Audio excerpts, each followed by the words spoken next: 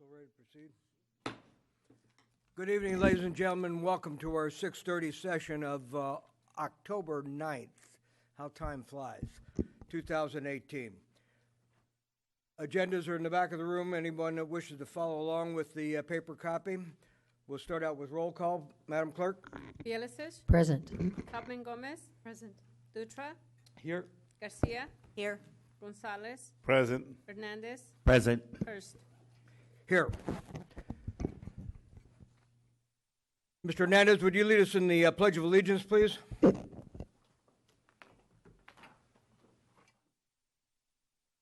I pledge allegiance to the flag of the United States of America and to the republic for which it stands, one nation, under God, indivisible, with liberty and justice for all. Thank you very much. A couple of informational items on our agenda, the report of disbursements, and you can see those attachments on our webpage. Let's move on to presentations and oral communications. First, we'll have oral communications from the public. Anyone wishing to address the council on items that are not on our agenda, please fill out a blue card and state your name at the podium so that your comments can be recorded as part of our permanent record. And welcome. Thank you, Mr. Mayor and City Council and city officials. This is my third visit in the last month about this topic, and I will be as brief and concise as possible.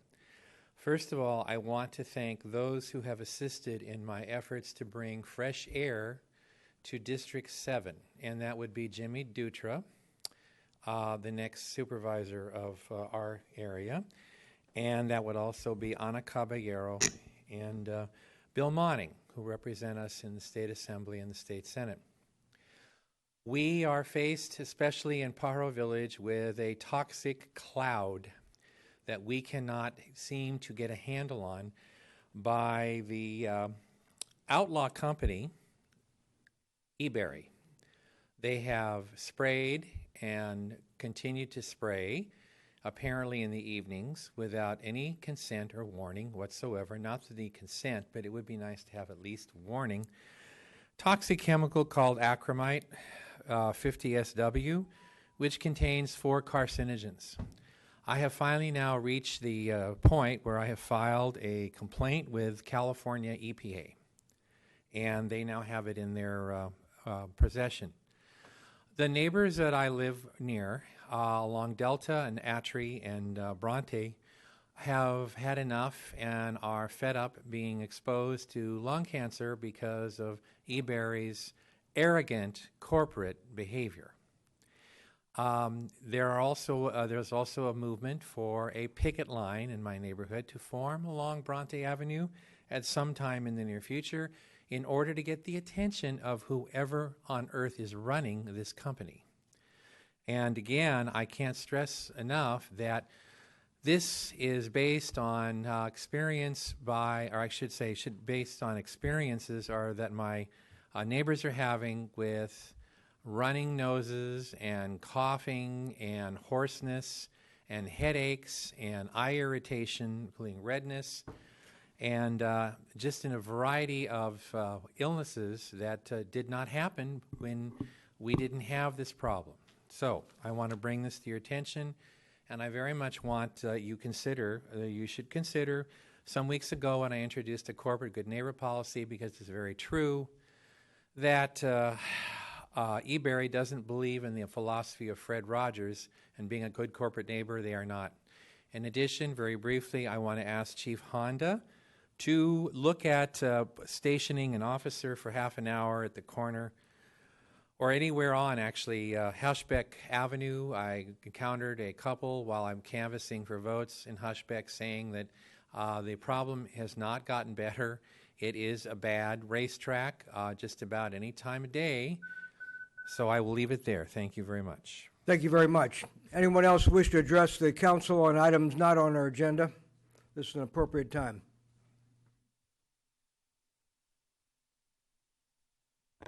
Good evening, Mayor Hurst, members of the council.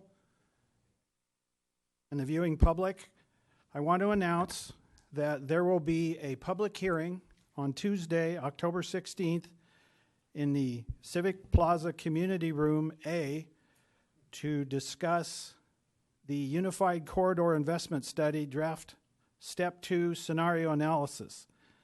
This is an opportunity for South County to weigh in on the transportation improvements to be proposed for the next generation throughout Santa Cruz County. I don't want to exaggerate, but this is big. This is huge. Es gigante. The Regional Transportation Commission is holding its second round of hearings to review, and this time they will be reviewing 4 different scenarios. And the scenarios will look at what to do with the highway, what kind of improvements. Do we do ramp metering, add lanes, do buses on shoulders? It will look at improvements to the Soquel Avenue, Soquel Drive, Freedom Boulevard corridor. It will look at improvements to transit service. It will consider what to do with the rail corridor. Freight service, passenger service, rail with trail, trail with no rail. All of these will be discussed as part of the scenarios with the goal of selecting one. It's an opportunity. It's being held in South County because the commission wants South County to have a voice in this. They recognize how much it impacts the South County residents. So I encourage all to participate Tuesday, October 16th from 6 to 7:30 here in the Civic Plaza Community Room. Thank you. Thank you, Mr. Fonts, and thank you for reminding us that translation service is also available this evening. Pick up one of the devices. Mayor, council, members of the public, David Honda, Chief of Police, and Pablo Barreto, Chief of the Fire Department. Did you know that over 330,000 women by the end of 2018 will be diagnosed with some form of breast cancer?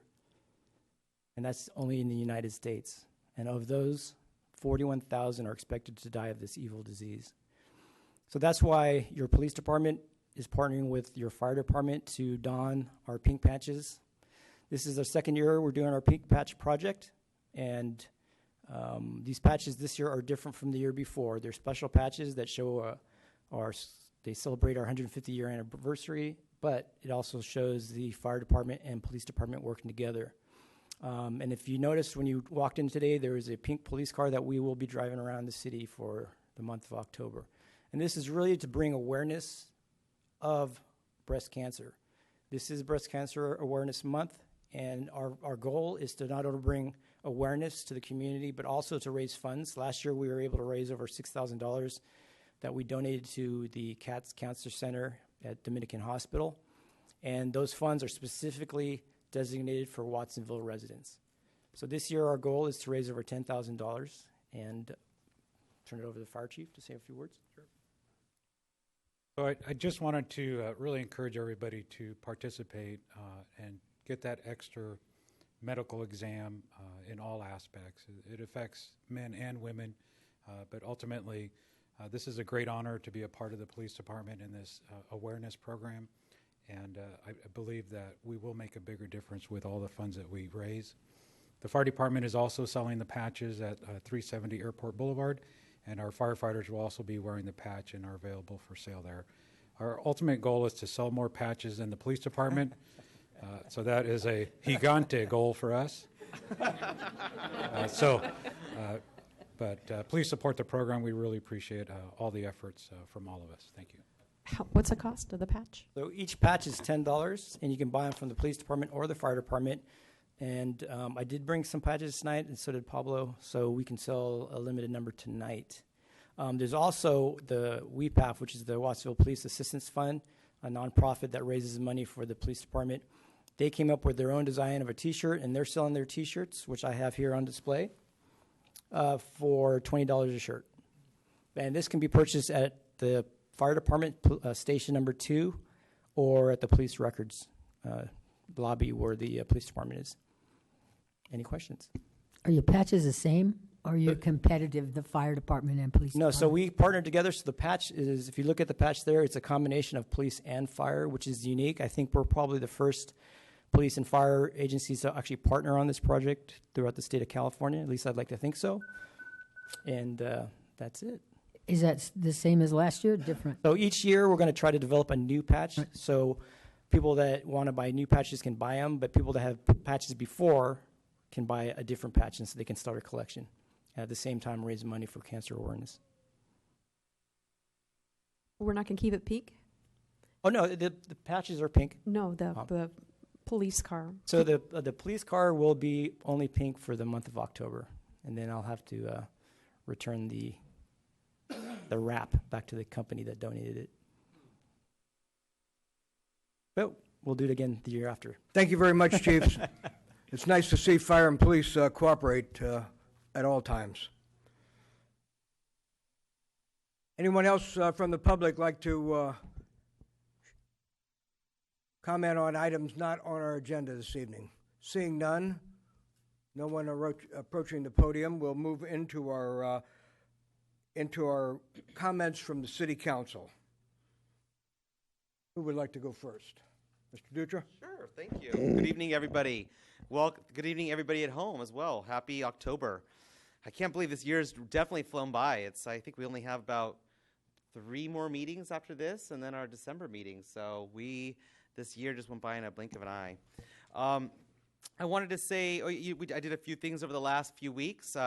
One is we had Watsonville Night at the Giants game. That was a lot of fun. We filled up a good section of the bleachers.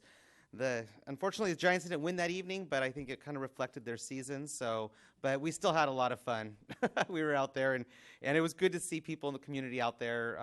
We were all so cold, but it was good to hang out. So hopefully we could do another Watsonville Giants game in the future, or maybe even a 49ers game. We could put Dr. Bilicic in charge of that. So I also was able to attend the CAB event the other day. It was so great to see, to hear about how the community is addressing homelessness and what we've accomplished so far and where we need to go. Unfortunately, where we need to go is a lot further, and we need to really start thinking as a community what we can do to address this issue. And locally, it's been growing here, as we can see just visually in our community, and some of the numbers even say that it's up about 30% over the last 3 years. So this is something that we definitely need to continue to work with in our communities. Homelessness looks different. When I first got elected 4 years ago, I thought homelessness was just what we see on the streets, but that's not it. Sometimes homelessness is people just coming down on a rough spot of their life, and they need that extra hand up. So, or we have our vets that are struggling in different ways, or we have students or young kids being kicked out of their houses for certain reasons and needing to find a place. So whatever the reasons are, homelessness is rising, and we need to address it and stop band-aiding the issue. Unfortunately, the mayor was not here last time, and my condolences to you and for losing your father. It's tough. I definitely understand, and I filled in for the mayor at the Community Bridges event, and it's really great to see Community Bridges here in our community. They opened up, they took over a location here on Main Street. They did a lot of investing in it, and it looked great. It was great to see the community come out in support of its grand opening, and it was an honor to present the proclamation on behalf of the mayor to Community Bridges. I just want to also say, everybody, no on 6. I will be reiterating this from here until the November election, and we want to make sure that we do have the funding here to continue moving our roads forward. My final thing, before my beeper goes off, Empower Watsonville Youth Leadership is happening this December, and it's Watsonville High School, and I believe PV High are getting together to have a youth leadership, and right now they're taking nominations for students for leadership, and they're open. So if you know a student who has gone way well and beyond for their leadership role, please nominate them. It's go to bit.ly/empower nomination 2018. nominate a youth. The youth are our future, and we need to make sure that we're raising them up. So if you have a youth that you know is deserving of this award, it's in December. Please nominate them. If you have any more questions, you can contact me or go through the city, and we can make sure you get the information. Thank you. Member Bilicich. Well, good evening. It's great to see so many people here tonight. I want to thank the people specifically in District 7 for the Bridge Street median evening. We had Nick and Ben and Michelle from the city come and share plants and what we need to do to beautify that section of the road, since no longer will we have lawn. We're going to have trees and maybe add more trees. Well, no, we will add more trees. And people had a choice. Do you want oak trees? Do you want red oak? Do you want the natural oak? What kind of plants do you want? You want yellow flowers? You want red flowers? Whatever. People that came had an opportunity to give input, and I'm looking forward to seeing Bridge Street being beautified sooner than we think. So thank you to Park and Rec. Appreciate that. It was great to have everybody there. And then I had the opportunity to go to the Women's Club. Women's Club meets once a month. You know, it's an older, it's been here a long time, Women's Club. And it's younger, older, there's all kinds of people. But again, people trying to make things better for our community. We have a lot of different clubs. In fact, one of their oldest members, Ria DeHart, is 96 today. So happy birthday, special happy birthday to Ria DeHart. And then I, too, have, I saw the Empower Youth opportunity that's coming up. I think it's December 8th. If you have an opportunity to go to Watsonville High School that day, it's going to be, I think, from 8 to 3. And it'll be a great event, and it's an opportunity to see our youth in action. And then this Saturday night is the St. Francis Gala. So any of you that want to support St. Francis, it's Saturday night. And I think that concludes my remarks for tonight. Thank you. Thank you very much. Thank you. Member Kaufman Gomez. Thank you. I can't stress the importance of making sure that you do get out to vote. This November election is a soft election, but we need everybody to participate in it and let us know what's going on out there that you're voting on. One of the items, again, that we bring up is the Proposition 6. This is to repeal the taxes that were used to go ahead and do the improvements for our streets, for safety and pedestrian, bicycle, the vehicles and transportation of all modalities.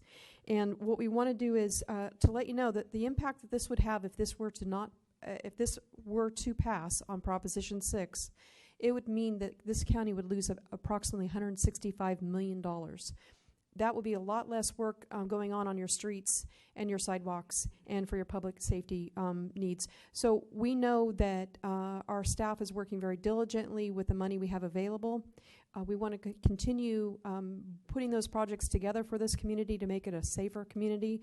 We have Vision Zero. We have a lot of other things that are going on. And all of these are going to have a ripple effect if this were to pass as the Proposition 6. So I want to strongly encourage you to make sure you get out to vote. And the idea there is it's a no on item 6 for the proposition.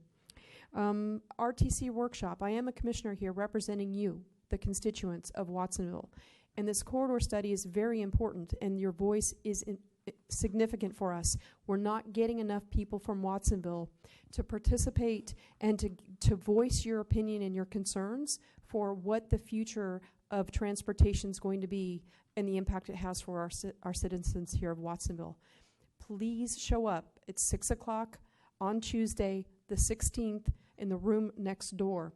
We need to have your input. We want your opinion. We want to hear your voice. I am your representative, and you need to let me know what I need to be representing you to do and to say about this matter, because that's what I'm here to do on that particular commission. And it will affect you for the youth, because maybe the decisions I make today won't happen, maybe even not in my lifetime, but it will have a significant impact on your lives. So that's why it's important that we do hear from you, youth, as well as those seniors and anybody else that's involved in trying to move yourself around this county. And I have a few things going on with the area here. We have the Evening of Wine and Roses, which will be the first Friday in November, and that is for the Pajaro Valley Health Trust. We have an event that we have a State of the City address also that's coming up on the 17th here. And that would be probably following the Immigrant Experience Through Arts reception. And this will be held in our public library here at 4 o'clock.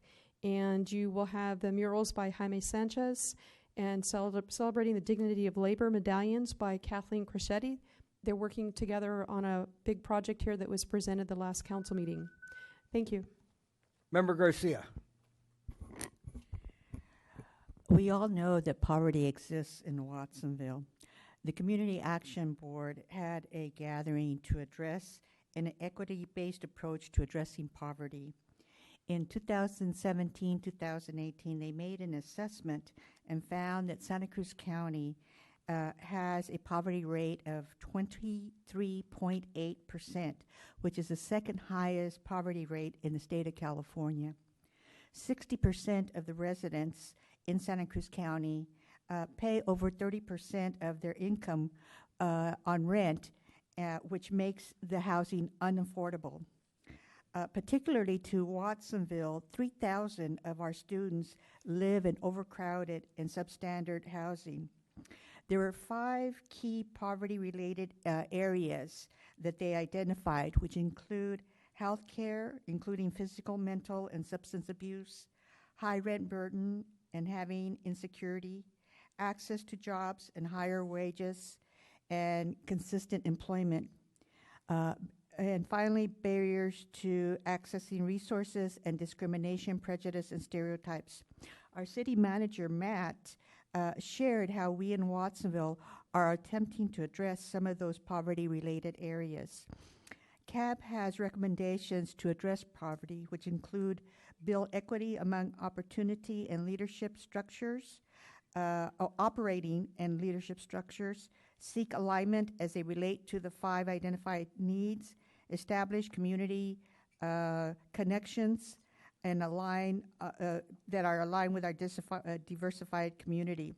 I expect that the city will be working with CAP to address those recommendations. And finally, I'd like to invite all of you that on October 16th, I will be having a District 5 meeting at EA Hall Middle School. And at that meeting, we're going to have the 3 affordable housing programs that we have in Watsonville shared with our residents.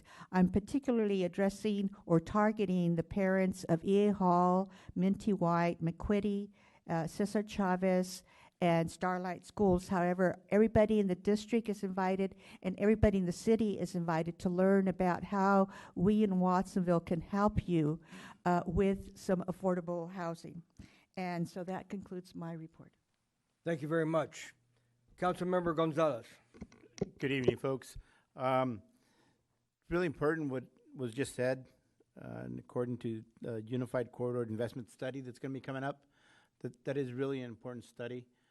It's really important that the community come out and participate, especially the residents of Watsonville. I've attended some of these RTC meetings, and they're inundated by the Santa Cruz, by North County residents. And there's been many years that we've always suffered about being shortchanged. And this is an opportunity for this community to step up and let them know what our needs are and what we want to see versus what North County wants to give us. So I really would emphasize for people to come out and participate in this study, because like Mr. Murray said, this is a really big thing. I attended the Food Wet event. That was a great event. I also went to the CAB event, and that was also a very emotional event.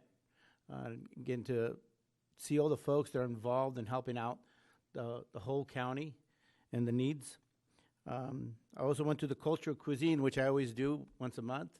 It's a cooking event that the library presents. And this month was Italian food. There was some really good food. Unfortunately, I had to leave a little early because the sons and daughters of Italy were going to be giving a presentation, and I asked them to, I apologized to them that I couldn't stay there.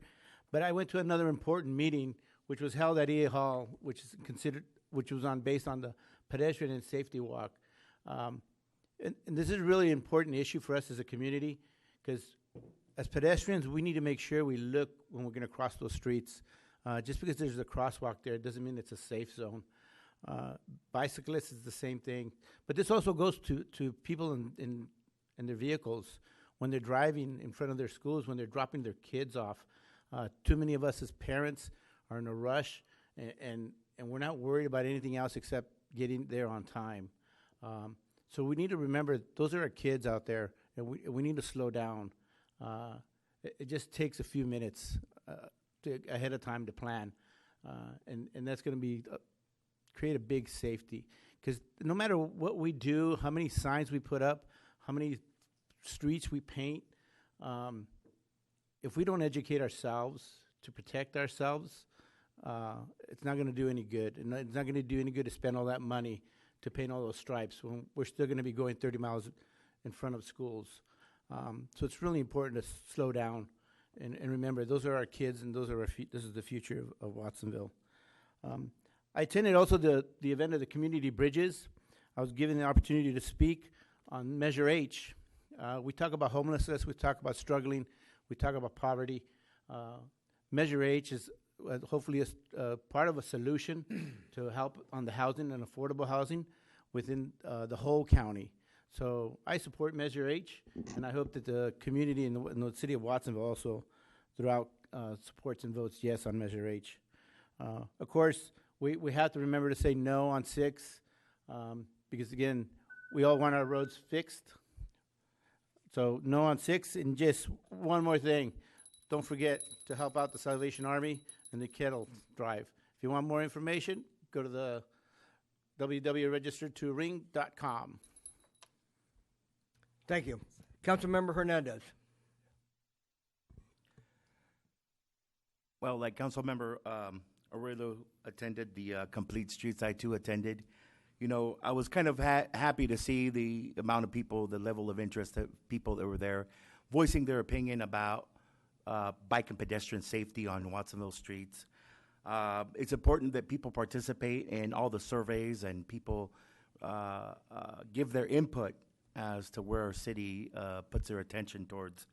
I want to thank all the staff, city staff, public works staff, Murray, Maria, all the police staff that put it together as well, Sergeant Danny Thule and folks. Thank you for that. I think there's a lot of work that we need to still continue to do, and a lot of public input that we need for our Complete Streets. I also attended the 150-year celebration with music in the plaza this weekend. It was great to see the people and celebrating our 150 years. The other event that I had the opportunity to attend was some of the child care providers here in the community are coming together to work together to form a union. You know, the child care providers here that are forming a union are literally our last quality affordable child care providers that care for children, for working people's children here. And it's sort of the last bastion for affordable quality child care.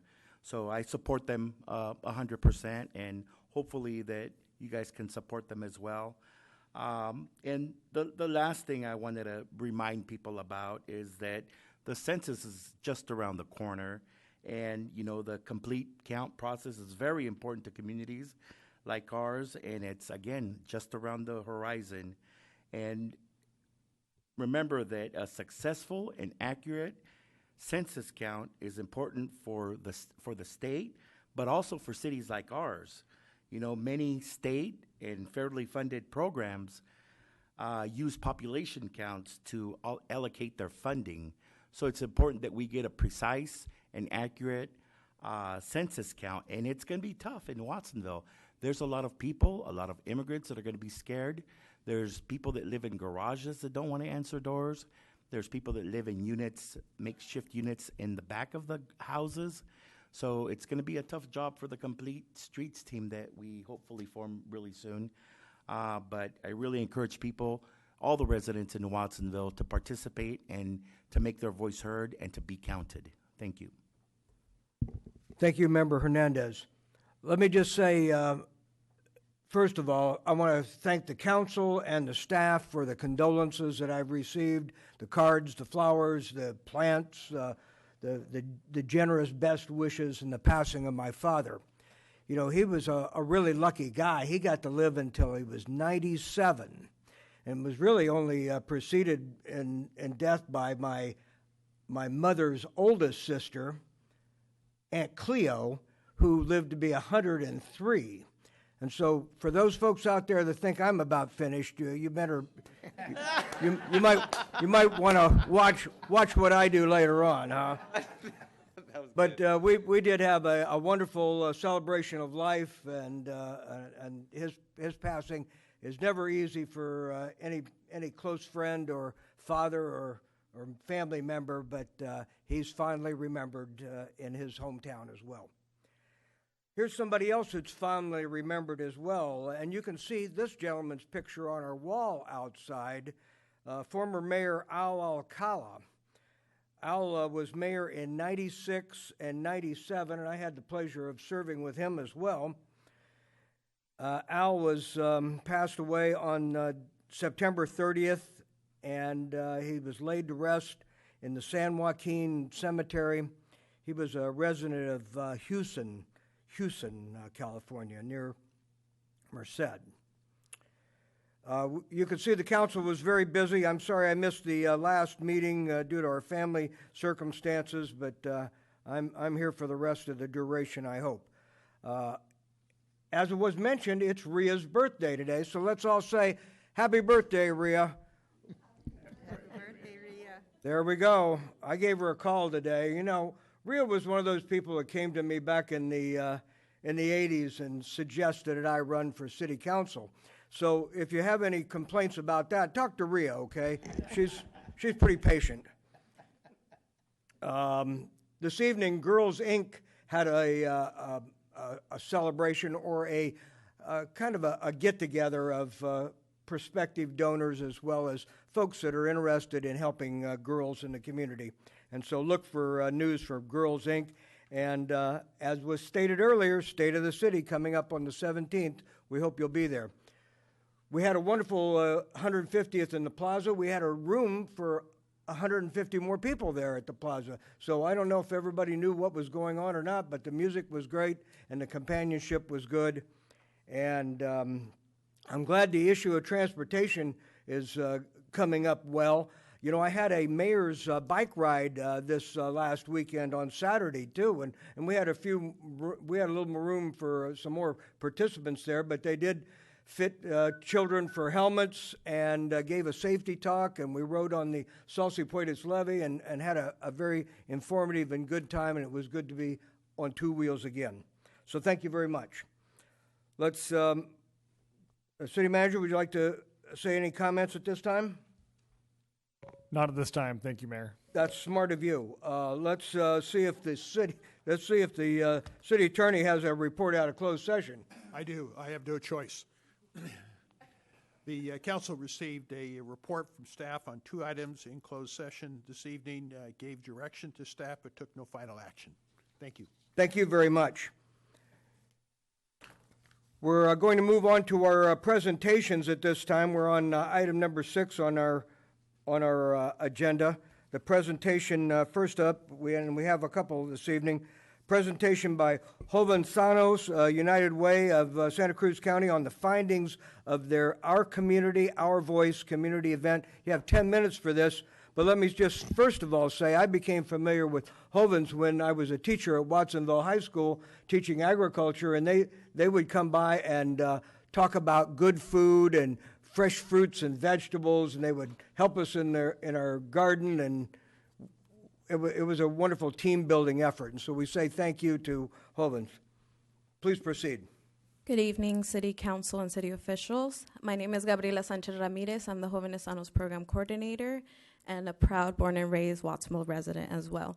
I'm excited to share with you Jóvenes Sanos youth-led conversation findings and as well the opinions, experiences, and commitments of the 45 youth who participated and are excited to co-create a healthy, thriving Watsonville. And a little background, Jóvenes Sanos is a leadership advocacy program based here in Watsonville, focused on healthy eating, active living, but as well providing a platform for powerful, skilled young leaders working towards creating a healthy, thriving Watsonville. And just a little overview for our presentation. We'll be giving background context on the event, on the themes that were discussed, findings, and how we saw a lot of alignment with your strategic plan and potential next steps and Q&A. Good evening, my name is Crystal Lopez Esqueda. To begin, we wanted to take the time to recognize you for the various events, projects, programs that you provided to the community, especially for the youth. We also wanted to acknowledge the step you guys took to engage community members in the decision-making through survey opportunities, especially in the areas where it would mean permanent shifts in the environment of our community.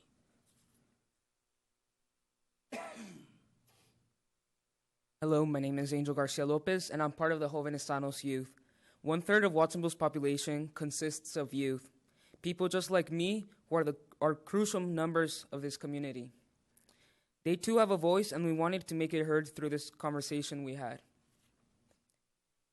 The youth-led conversation took place on Saturday, May 26, where 45 youth attended, taking time out of their 3-day weekend to discuss about our community and what improvements we want to see.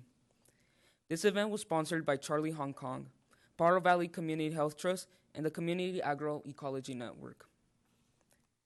During the conversation, we discussed about major topics like the social determinants of health, which are housing, health, education, and community. Individually or altogether interconnected, affect one's level of health. To save us time, we do not need to provide data to agree that housing is a big problem in our community. Many youth shared with us how their parents rented out rooms in their household due to high rent costs. They also live in overcrowded environments, and they live in smaller spaces due to cheaper rent. My family, as an example, for about 11 years, we lived with other family members, and my whole family slept in one room. It was a 3-bedroom house, and there was about 11 of us. The landlords also increased rent, which is generating a burden in our families. The quote above was a common theme of things that youth said. Youth are asking, how can you help support, make landlords accountable, and limit their power in raising rents? How can you support the renters in our community who we know are struggling with the rent burden? Youth are also looking forward and paying close attention on your next steps on becoming and developing affordable homes for our community and are eager to see what it will look like.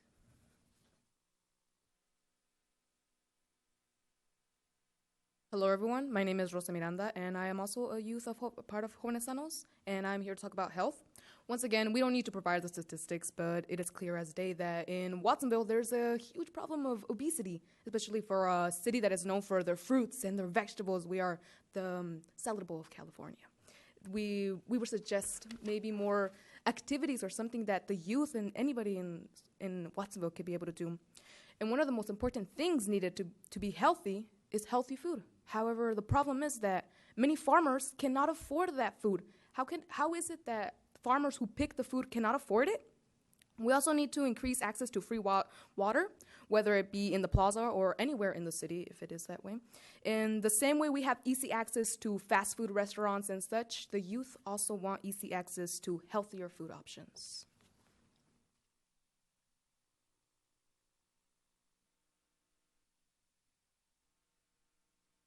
Hi, good afternoon. My name is Perla Lustre, and I'm also part of Jóvenes Sanos. So, as we may know, education is a key to success in our city's 1/3 population, the youth. So, the youth appreciated the summer program because it provided them with school credit, a stipend, and an opportunity to learn about our city. Although we were discouraged that it was only during the summer, and we wanted to ask if you could make it a year-round opportunity. Could you imagine having a Watsonville Youth City Council back? During the youth-led conversation, the most common question asked was, can we have a youth representative in City Council? Now we wanted to know the youth and I could take the lead to be the voice and the youngest residents. Hello, my name is Marlene Gonzalez, and I'm also a member of Jóvenes Sanos. The youth want to be more involved in their community, not only to make shifts and changes to what's in place, but because we value what Watsonville has to offer and the potential there is for growth. There is a variety of well-known and recognized forms of entertainment that are done here in downtown. Specifically, this ranges from music in the plaza, the Strawberry Festival, the Farmers Market, and having the plaza be the center of the attention with other events as well. However, there's always room for improvement. We are celebrating the 150th year of being in Watsonville, and moving forward, the youth are invested in co-creating a thriving Watsonville for all. In doing so, this is some of the feedback provided. The youth would love to see more social and fun environments. Could you imagine having the center of our plaza open to the community, and if the music was held in that space, specifically the gazebo? Or if there was a renovation of the water fountain, since many youth thought, like many of our residents believe, the one in place now is a monument and not functioning? Youth also mentioned how different downtown would be if the Fox Theater wasn't closed. The lack of renovation isn't making the plaza more appealing. Rather, it stimulates a lack of connection between the community and appreciation for Watsonville. Many of the youth shared concern on the portable bathroom in the plaza. We were curious as to where this issue may be in your priorities or tasks moving forward. This has been a major issue in our community. Also, local businesses also don't want to provide a public bathroom only to their customers, making this matter worse. This is something that forecasts the weighing down of the community. Once again, one of the things you think of when you think of Watsonville is the fruits and vegetables. And one of the festivals that celebrate that is the Strawberry Festival. And it's a great festival. It brings people out. People come from games and for food. However, one tends to wonder if we could instead not only recognize the strawberries, but the people who work for them strawberries. Can you imagine honoring our parents, our friends, our neighbors, anybody who works in the fields for the strawberries? We also see that work has been done, especially in the plaza, for constructing a walkable community. However, there is much more that needs to be done. For example, in Watsonville, by Watsonville High. After all, Watsonville High is known to be an open campus where students come in and out. However, that can be dangerous for, I myself have had near-death experiences. And all I ask for is some more security, some more lights, something. Is it selfish of me to ask for safety for my own and my companions? And we just collected the feedback from the youth that participated in this event, and we saw a lot of alignment with the work that you guys are already moving forward and your priorities. And then the efforts behind this youth-led conversation was to increase community engagement, more specifically the youth, and also to increase the engagement in local decision-making and to have the youth have more of a grasp of what's going on in their community and be more involved and more proactive. As soon enough, they may be the next leaders in our community as well. And this is a quote that was very resonant with the youth of how you will work with all members of the community to create a more vibrant, engaged, and thriving Watsonville. And the youth came up with a question that they wanted to ask all of you. The youth wanted to know, how can youth, or how can I, be involved in co-creating a more vibrant, thriving Watsonville? And the last commitment that we have is in hopes that maybe convene a group of local leaders that are focused on housing, community, health, to dive deeper into these topics that the youth brought up and that came out of the conversation. And our ask today is potentially have 2 city council representatives commit to participating in this conversation on a separate meeting to further discuss and increase the engagement of youth. And on behalf of the 45 community leaders and youth that participated and the Jóvenes Sanos, we want to say thank you for your time and your commitment, and we look forward to partnering with you to co-create that healthy, thriving Watsonville for all community members. And thank you once again. Well, thank you very much, and let's give these young folks a hand. And let's give them a hand besides just applause, too. Let's find some ways that we can engage with youth more and the youth can engage with the city more. I know the council's got some questions for you. Let's start out with Mr. Dutra. Thank you, Mayor. I think that was great. I mean, I remember when I was back in high school and, trying to get more involved with the city, and it seems like the old people are the ones calling the shots, and one day you're going to be our age, and then you'll be thinking the same thing. But there were a couple things that really I like. The health part of Watsonville, that's great. I mean, we are the salad bowl, but yet the food is not available for our community, and that's a big problem that I have. I want to see healthier options. I've been standing. We have so many fast food restaurants in this town. I'm tired of it, and we need to make sure that we also start adding healthy options when we bring in businesses into our community. So that's something I've been standing up as well. I mean, obesity. I remember growing up, it was not an issue when I was growing up, and now obesity is a huge issue in this community. Type 2 diabetes, huge, and cardiac issues, huge. And these are things that we really need to be on top of in our community as we move forward. So thank you for all your research on that. Education, the one thing I always learned, you can have everything taken away from you, but the one thing they can't take away from you is your education. So, keep working hard, go on to college, you're going to come back and be leaders in our community. We really need that. So I appreciate the education part as well. I just wanted to touch on two things you guys said. One is we did receive a grant for Watsonville High School, so we will be, I think it's in 2020, Maria Esther? 2020 we're going to be working on it. I know government moves really slow. I'm frustrated as well. But they're going to be doing crosswalks, and they're going to be redesigning the whole part of Lincoln Street there. So do look forward to us investing into that area around the high school. Unfortunately, you guys may be even gone at that point, but hopefully your future generations will be able to enjoy it. And we are discussing the bathroom issue inside in the park as well. And I think the problem that we're trying to figure out is a place where we don't want people sleeping in there or staying inside. So we got to figure out what kind of bathroom is going to work in there. And we've also had a problem, especially like at Ramsey Park, where we have a lot of vandalism, a lot of tagging, and they were just kind of really gross. And we want to make sure whatever we put in there is going to be sustainable. So we are working on that. And you asked how can you get involved? I'd love to sit down with you guys and have a conversation. And so you can count me in as one of them. But, come on Thursday when we start talking about the transportation, the study of the corridor. That's really important because that's the future of our community here, how we're going to be getting up and down this county. And we do need to hear your voices on what you think, because one day you may be going to school at UCSC and you're going to be stuck on that road. It's going to take you an hour and 15 minutes to go 15 miles, and you're going to understand why we need some new solutions. So please come to that meeting. I think it's Thursday. Next Thursday at 6:30, they said, right? It's next Tuesday. Oh, next Tuesday. At 6 o'clock. Next Tuesday next at 6 door. o'clock. We would love to hear your voice. So, thank you. Thank you. Let's try some questions here. Councilmember Garcia. First of all, I want to say that not only did I appreciate all the data that you gave in terms of your discussion, but the number one thing that I appreciate the most is we want to take action. And that is something that doesn't come to us a lot in terms of youth asking for action.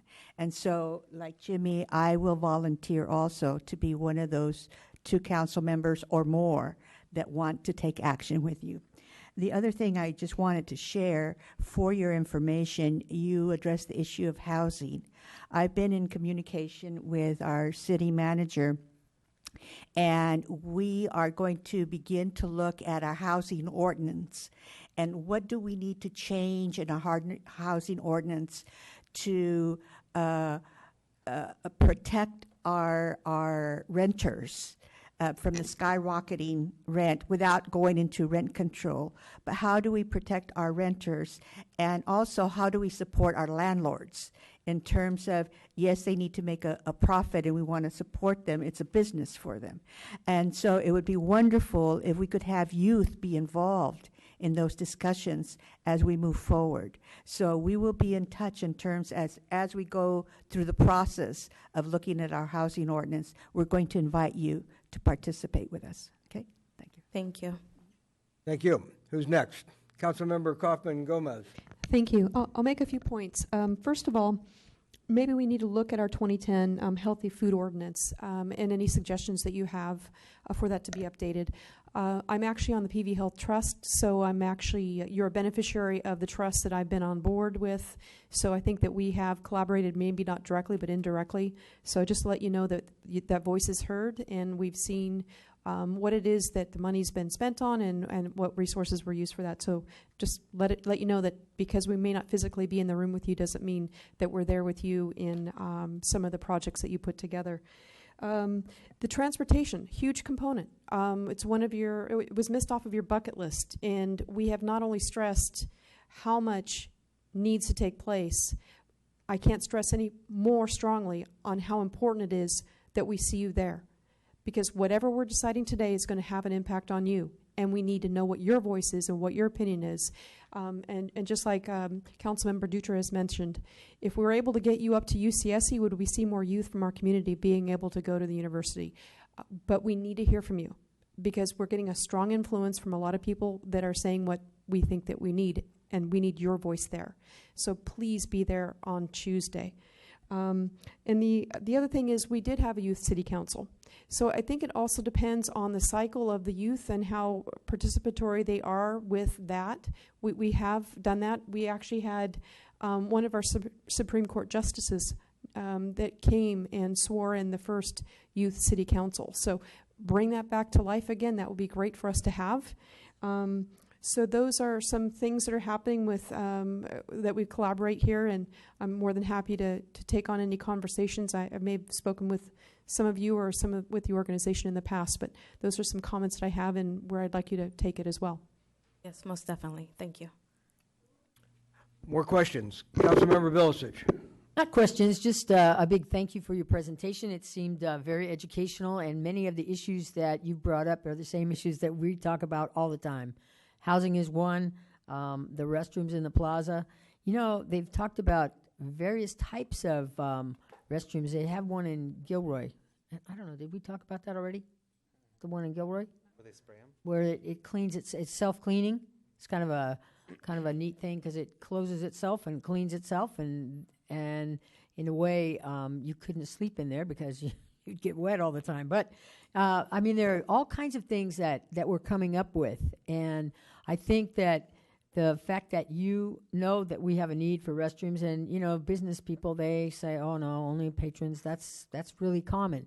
And we do have an influx of the homeless people, and how we treat them is really important, because anyone could be homeless. We don't know the reasons until you meet the people. And it's really, you know, crosswalks are, it's a big thing for all of us. And when you talk about crosswalks, it's like, okay, but remember, as a pedestrian, and that, I mean, old, young, it doesn't matter.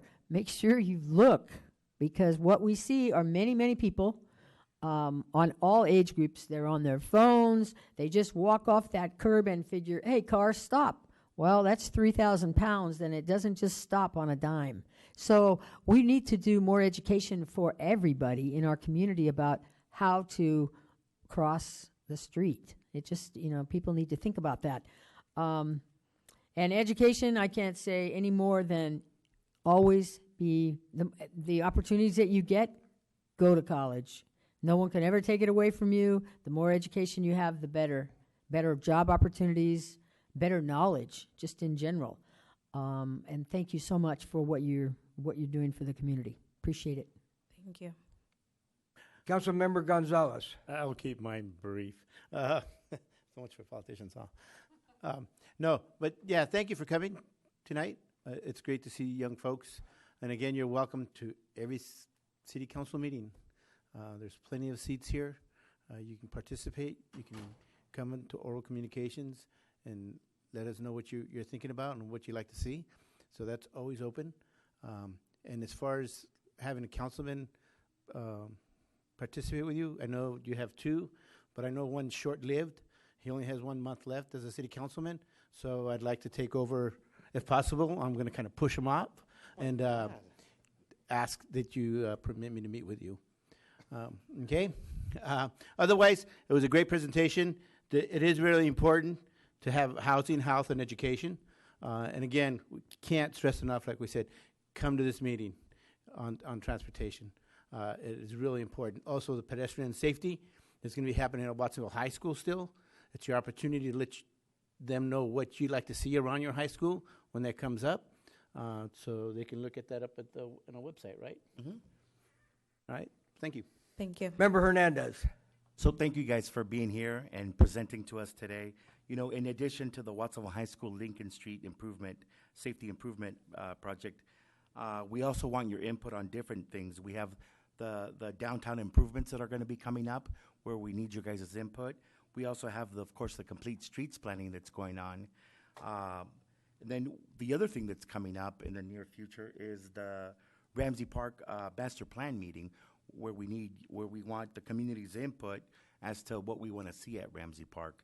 What kind of things can lead to better active lifestyles? Things like we need you guys to be the voice for things like more soccer fields, pump tracks, things like that. So if we can have staff, please let them know when those dates are, how to participate as young people in the surveys. If we can please let staff find out how you can get involved with these things. Thank you. Thank you. I too say thank you for being here. You know, you've got some retired educators and on the council, and so education's important to all of us. And I think that education's important to everybody in this city. So if you can engage more in education with your brothers and sisters and your fellow students, and help educate your parents as well, that's an important thing that you can be a part of. And so engage in whatever you can. And you guys don't need an invitation to come here. You can come here anytime, and you can push your way into any public meeting, and you can have your say at the microphone too. So engage, and I say study up, make all you can make out of yourself at school, and polish up your skills. You know, not everybody in the world is going to end up as a college graduate, but everybody needs to have a saleable skill of some kind, and I hope everyone will have. And there again, participate in whatever civic activities you can. I hope that you'll stay to the end of the meeting so you can hear all of the comments and the things that we get to examine and discuss and deal with. But participate in civic and educational opportunities, and certainly art and music and culture, and whatever is close to your heart. Let's go there. Thank you. Well, it is a school night, so I'm supporting the youth and getting out of here early to do their homework and be ready for tomorrow. But I appreciate, once again, thank you for having us and giving us your time. Thank you. You're always invited. Thank you. We're going to have another presentation now at this time, and it is on traffic safety, and it's an update. And we've got 10 minutes allocated for that, too. And so let's move on to our I'm sorry, I missed any public input on this last item. Is there anyone who wishes to comment on the Hovens presentation? Take the microphone now, please. Steve Trujillo, I'll be brief. The Jovenes group is very much like a youth legislative assembly. It was my privilege when I worked at Rolling Hills Middle School in 1999 and 2000 to be in charge of student government. So I've done this before. I, too, would like to volunteer. Of course, that would depend on my election. Nonetheless, even as an old geezer at the age of 65 and another retired educator, and there's so many of us, aren't there? Watsonville seems to elect a lot of us to office. I wonder why. I think I know why. It's because we honor and respect our students' knowledge and their participation. I'm very pleased that this group is here today because they do reflect the future of Watsonville. Thank you. Thank you very much. Now we're ready to move on to our next presentation on City of Watsonville traffic safety update. We'll have an oral report, a time for questions for the council, and time for public input as well. Good evening, Mayor and City Council. I'm Maria Esther Rodriguez with the Public Works and Utilities Department. Good evening, Mayor, Council, and community members. My name's David Rodriguez. No relation that we know of. And I am a captain with the Watsonville Police Department, and I currently oversee our traffic unit. And we're here with you this evening to provide an overview of various projects, plans, and programs, current and upcoming, that the city is involved with in the realm of traffic safety. To begin, earlier this year, the City Council adopted the strategic plan, which identified the Council's priorities. As part of the strategic plan, the following goals are included. Goal number 3 is infrastructure and environment. The city will work to maintain our built infrastructure and preserve the natural environment through careful planning, preservation, and maintenance for current residents and future generations. In the area of road infrastructure, this focuses on implementation of Measure D, SB1, and other transportation projects that improve maintenance of our streets and pedestrian safety, complete implementation of Vision Zero, and the Complete Streets Plan. And Goal 6 of the strategic plan highlights public safety with a focus on traffic safety education. And through this goal, there's an emphasis on improving pedestrian safety, increasing education and awareness, and targeting motorists, cyclists, and pedestrians. And just for reference, this picture was taken last week at our Bike to Work Day. So we have a lot of recent improvement projects that you may have seen, and some you've actually already mentioned. But as a background, in 2016, Santa Cruz County voters approved Measure D, which is a 1/2-cent sales tax that funds transportation projects for 30 years. The measure allocates a portion of the funding to Watsonville annually and requires that each year, Council approve a 5-year expenditure plan. In 2017, Governor Brown signed Senate Bill 1, which is SB 1, and that provides funding for road maintenance, rehabilitation, and safety projects. The funding is apportioned annually by formula to cities, and to be eligible, the city also has to provide a list of projects to the California Transportation Commission every year, and it has to be approved by the City Council. Like Measure D, the SB1 project list is updated and presented to Council each year, and this will likely come to you in the spring next year.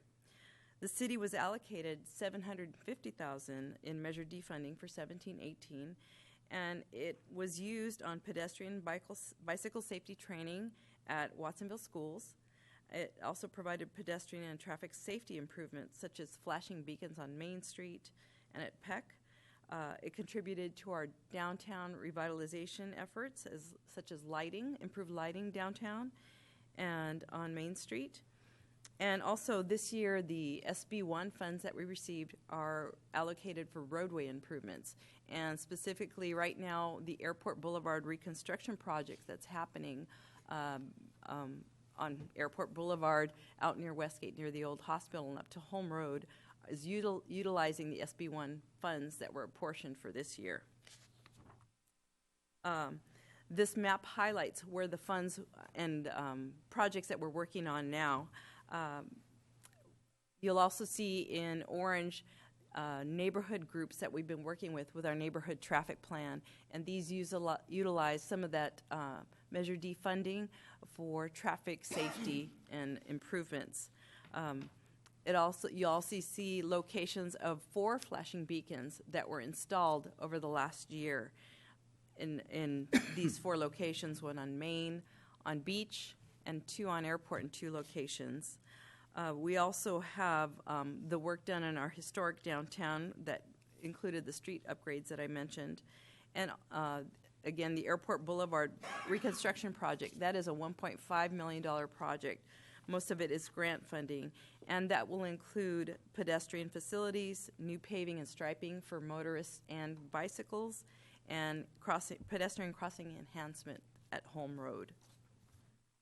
Our upcoming and future improvement projects, you'll see a lot of the same types of projects. These are identified in the current budget, and it includes our Complete Streets Plan that I heard mentioned earlier. That's the one we're working on in the downtown area to improve our downtown. It also includes pedestrian and traffic safety. Again, more work with our neighborhood groups. We get a lot of concerns from neighbors about speeding cars, people that don't stop or cutting through traffic. So we're working with those neighbors to come up with solutions that work in their neighborhood. And also slated each year is restriping of our city streets, and that's a topic that I know that's come up, especially recently as it's getting darker earlier. So we have money slated about $150,000 every year for restriping, marking, and signs, which is all important for road safety. Other projects we have with grant funding, we've been really successful at our grant application for and leverage money from gas tax, from Measure D, and from SB1 for these additional projects. And recently we included the Hazelwood Park Trail, which provides a really nice connection from Rolling Hills Middle School through another neighborhood and towards Green Valley in Maine. Some nice landscaping features and upgraded passageway, which provides for a nice alternate route.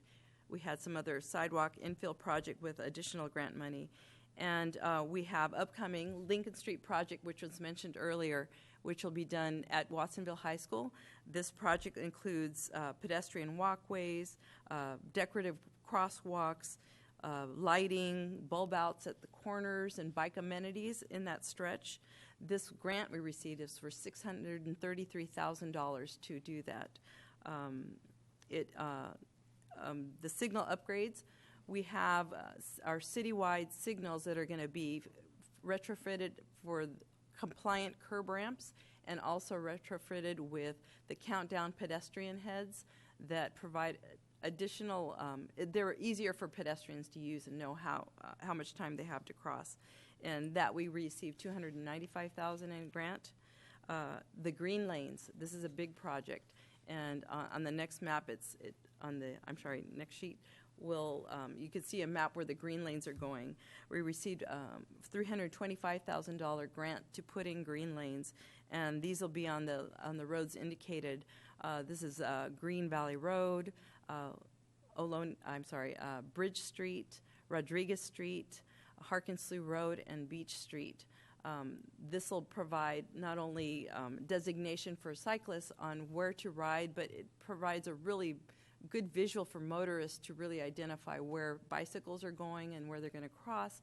And so it provides an additional awareness factor for motorists and cyclists. Timing for these projects include the green lanes. We'll be seeing those spring of 2019, so next year those will be going in. The Lincoln safety improvements, as mentioned earlier, Councilmember Dutra mentioned construction is 2020 indeed, but we are currently working on the environmental documents, and then we'll start design early next year to be able to do those improvements. We will be coordinating with Watsonville High School to be part of the design process in as much as we can, so involving them as our partner is a really exciting project to work on with them. And again, ongoing work with our neighborhood traffic plan group. And you'll also see all the schools highlighted because indeed that is where we are working with Ecology Action on our Safe Routes to School project. Ecology Action is the lead for this project due to staffing and getting community input to identify where we can make improvements, what's needed, and how we can educate students and parents and neighbors at large about safety in and around schools.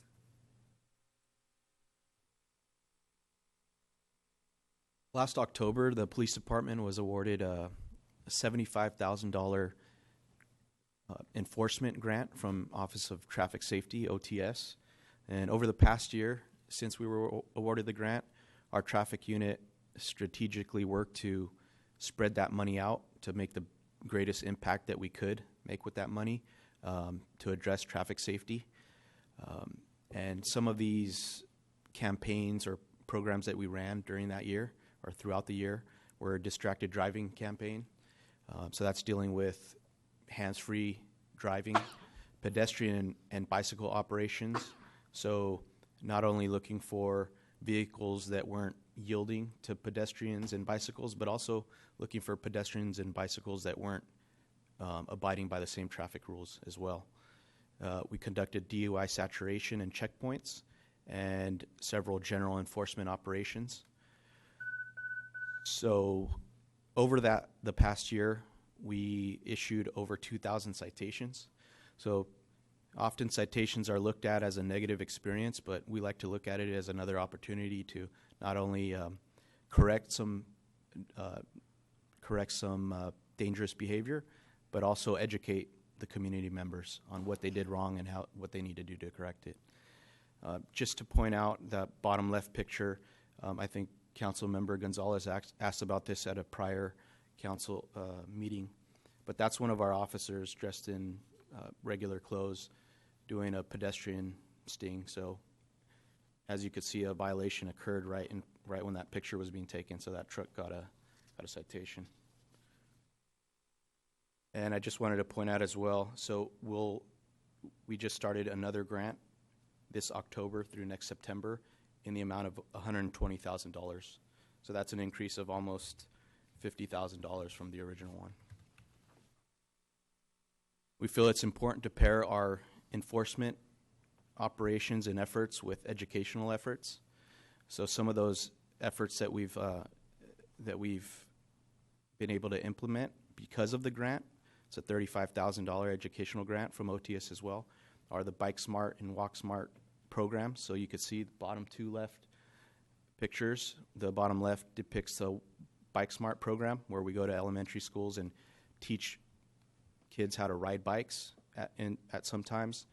We teach them how to properly wear safety equipment, how to use hand signals to alert drivers of their movements. The middle picture is our Walk Smart program, where we also go to elementary schools and educate our youth on how to safely navigate the streets on foot. And some of the other efforts that we've put into place are community awareness presentations and outreach. So the bottom right picture is at one of our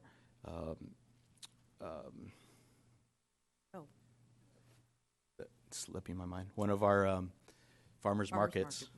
We're just talking with the community members and educating them.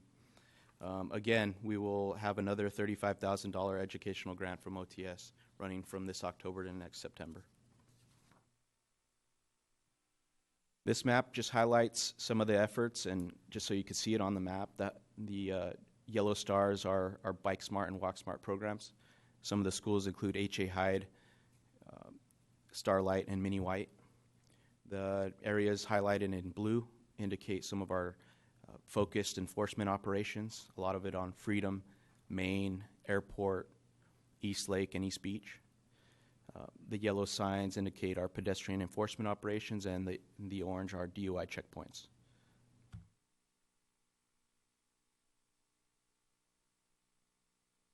So since we've been implementing the grant, we've seen a great reduction of injuries related to different types of collisions, the most being motorcycle injuries, reduced by about 60%. Also pedestrian and bicyclist injuries, right around 30 respectively %. So we feel like this is promising, being that this was the first time that we received this grant in quite some time, and we feel like we can continue our efforts, being that we received more money from OTS. I wanted to go back and highlight a couple more the ongoing projects and stress the importance. The Safe Routes to School project, this is, again, continue efforts to provide safe, equitable transportation for all users in all modes. As again, I mentioned earlier that this particular plan is done, the lead is the Ecology Action. They've been a really great partner in so many education aspects, dealing with traffic safety, both bicycle and pedestrian, and going out into the community, getting more input and educating the public is so important. The Freedom Boulevard plan line is another ongoing project that we'll have, and it'll also provide improvements. This will be a plan that comes together. We've been getting input from residents that live between Freedom Boulevard between Green Valley and the city limits out near Buena Vista. That's an area, as you know, that is lacking in sidewalks. and a lot of improvements. So we're working with the community there to figure out what the public right-of-way should be made of, what kind of lanes of vehicle traffic should look like, how wide should the sidewalks be, should we include sharrows, should we include bike lanes or green lanes, what should go in there. So that's a question out. We're working with the community now, and that's also with grant funding, $130,000 in grant funding, and I believe that plan will be ongoing now, and it's going to go through 2020. And also highlighting again Vision Zero. As you know, Council adopted the strategy to move forward with coming together with a plan for Vision Zero, and this is the strategy to eliminate severe injuries and death due to collisions. So I think more than anything we want to highlight is the strategy to raise awareness. And the city will continue to do our part. City staff will do our part. I'm sure City Council will do their part. And we'll continue to work with our partners like Ecology Action, like the Health Services Agency that promotes education and safety. Also, Jóvenes Sanos has been a big partner with our Bike and Pedestrian Work Group and all the many, many partners that we have to promote safety, and most importantly, working with our residents in the community to provide the education and raising the awareness on all of these aspects. So finally, we'd like to close with safety is everyone's responsibility, and that's pretty much been a theme of the entire council meeting so far. Like Maria Esther said, we will all continue to do our work with improving the safety and education and enforcement. But really at the end of the day is before we leave our home, whether we're a driver, a pedestrian, or a cyclist, we have to look inwardly. What am I willing to do today to improve my own safety and the safety of others on the roadway? That concludes our presentation. Well, thank you very much. Now it's going to be time for the council, and then the public will have an opportunity to comment too. Let's start out with Councilmember Garcia. I have 2 questions. With the Complete Street Plan, there's been a lot of community input through surveys and the farmers market, et cetera. And so I'm just wondering, in terms of the Vision Zero plan, what will be the community engagement in that? We've actually done quite a bit of engagement already with the community. We've been out again at the farmers market, through open streets, at the Strawberry Festival, and the 16 de Septiembre events, or maybe it was Cinco de Mayo. I think it was Cinco de Mayo. But gathering public input, we've had it on our website and continue to spread the word to gather input on what's your concern, are there specific areas, and we've been gathering that over time. And I believe we'll come back to council early next year on what we've gathered for next steps. Okay. Could you go back to your slide where you show the neighborhood traffic projects?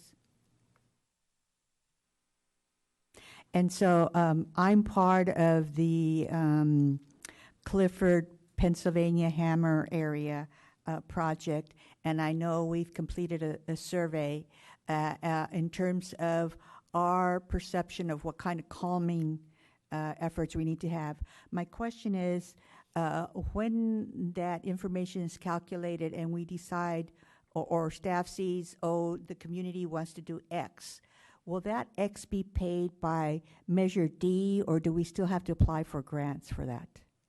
Well, luckily, currently, our Measure D is, in fact, part of that. We have allocated $50,000, and I must say we've seen an upswing in the amount of groups that want to form. So currently, the funding that we have should be able to accommodate some improvements, but as time goes on, we'll have to see how many more groups we have and how many more types of improvements, and we probably will look for more grant funding to do more of these improvements as time goes on. Okay, thank you. More questions? Councilmember Hernandez. Well, first off, I want to thank you guys for all the work that you guys are doing. I think we've, moved this issue tremendously over the last couple of years. The one thing I wanted to ask is, has there been any sort of cost-benefit analysis of what, because, you know, people are talking about protected bike lanes versus green bike lanes. I mean, is there a difference, much of a difference in cost to do something like that? Whereas one doesn't require paint, one just requires like rumble strips or something. But I just wanted to find out if there's been any, have we looked into those as well, the protected bike lanes? I don't know cost analysis. I don't know. Protected bike lanes require a little bit more right-of-way than a regular bike lane. A regular bike lane might be 5 feet, and a protected bike lane would add another foot or two, and I'm not exactly sure how much, but what we're lacking is, I'll say, street real estate, the width. So if we want to do something like that, we would have to either probably take away parking or look at what that might look like in specific areas. So these particular lanes, there may be some areas along Green Valley that we can do a little bit more protection or a buffered bike lane, and I think that's what we're looking on areas of Green Valley, and it works best when there's no driveways, there's only intersections. I know downtown would be difficult, but certainly the other portion of Main Street from the St. Patrick's to Big Five area or Green Valley, that would be a pretty wide area that can probably does also, you know, would be good. Correct. Yeah. So the green lane, the funding we have right now is the grant specific to those streets, and I think as we move forward, working with Caltrans, we can explore more opportunities for funding and perhaps even green lanes on Main Street, as you mentioned. Thank you. Councilmember Gonzalez. I have a question on calming. In regards to our schools, is there any way that we can reduce the traffic speed in front of our school areas? Are we restricted? Currently, the regulations are 25 miles near schools, and I'd have to check into lowering them below that, but I haven't seen. I think maybe in extenuating circumstances, maybe depending on how wide the roads are or if there's blind corners, but I can look into it. But my understanding currently is our schools would be at the 25 mile an hour is what they should be at. Yeah, well, they are currently at 25, but everybody tends to drive 30 or 35. And, you know, just for our calming sakes, at least in front of our school areas, if we can reduce that speed, at least in the block radius, maybe that might help some of these areas to reduce the speed.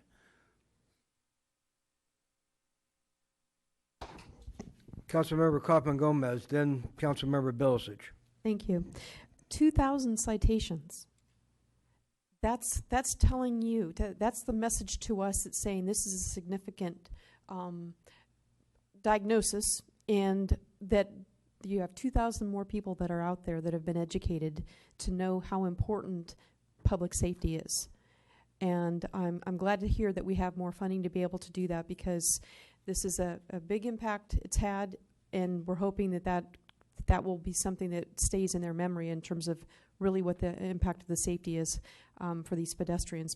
I know I've personally seen this happen before, and I'm happy to hear that, you know, we have people that have been educated. So that's a good thing with what the money is being used towards. We'll go back to Proposition 6 on the no. We had already a 2/3 legislative vote to approve the money for us to be using for these improvements. So again, if it took 2/3 of the legislators to tell us that this is something to approve, we're really wanting to emphasize the no on the 6 message. The other items, can you tell me on this particular diagram the streets that for the NTP traffic calming? Because I see some that are in my district that I'm not aware of, and I'm not sure if all of us have been updated where these are going to occur. Sure. Up at the top, we have Roach Road. This is Arthur Road, and those are, I believe, the locations of the traffic calming speed humps is the current traffic calming measure. This is the Clifford Rosewood area.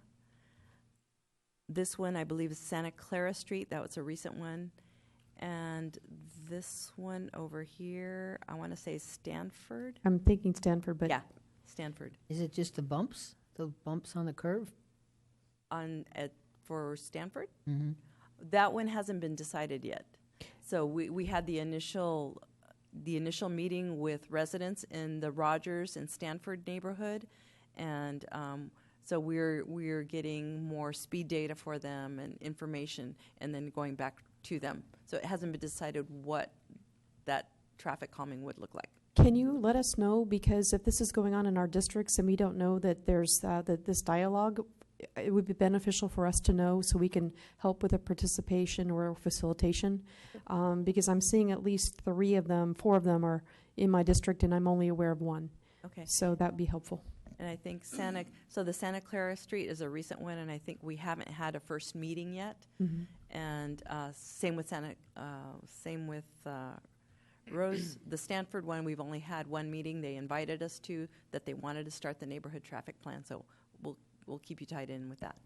And the other thing that maybe can come up as a possibility is seeing about PAL and maybe Parks and Rec to do something to educate the youth with bicycles as maybe the parking lot at Ramsey Park can be used for a bicycle safety course, and maybe that can be in conjunction with PAL, with Parks and Rec, or some other youth, capacity, especially since we have so many children that are there, playing in the fields and whatnot. It might be a good attraction to have something. And if we're also doing some future plans with Ramsey Park, it might be really beneficial, especially in light of if there's a pump track or anything else that goes on. I just think that it would be a win-win for us to be able to put something together along being proactive with those safety elements at Ramsey anyway. So maybe that's in the future we can do something about that.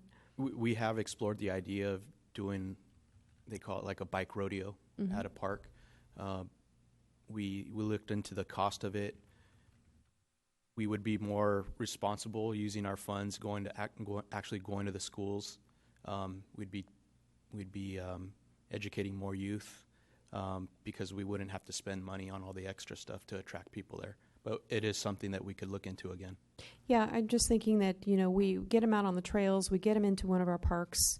I just think it's a good resource, because otherwise you're going to one school and only the neighborhood that goes to that particular school. And if it's at Ramsey, it opens it up for a larger community base to have that attraction and the invitation. So it feels a little bit more inclusive than selecting certain schools as an option, and maybe something to be, considered. Definitely. Member Bilzich?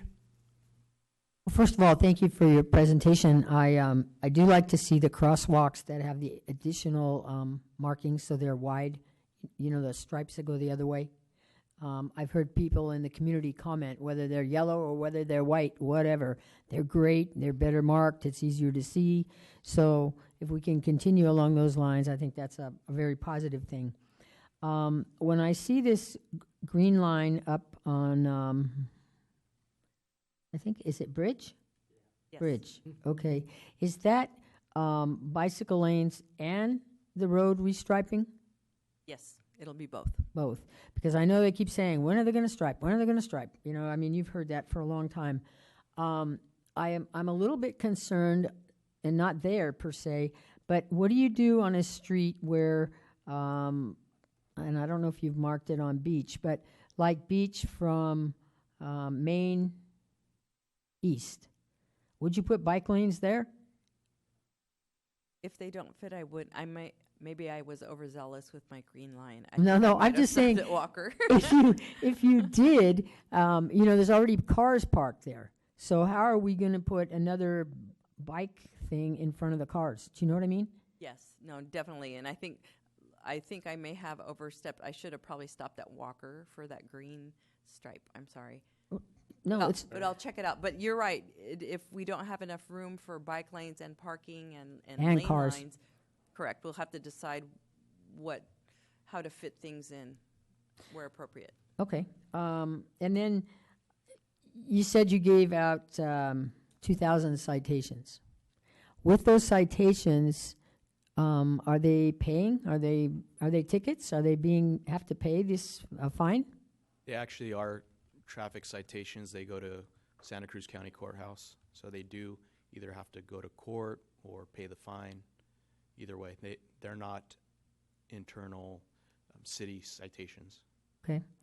And then around Watsonville High School, which I hear, I mean, it's an open campus, and kids are great, but sometimes at lunchtime they're in a hurry.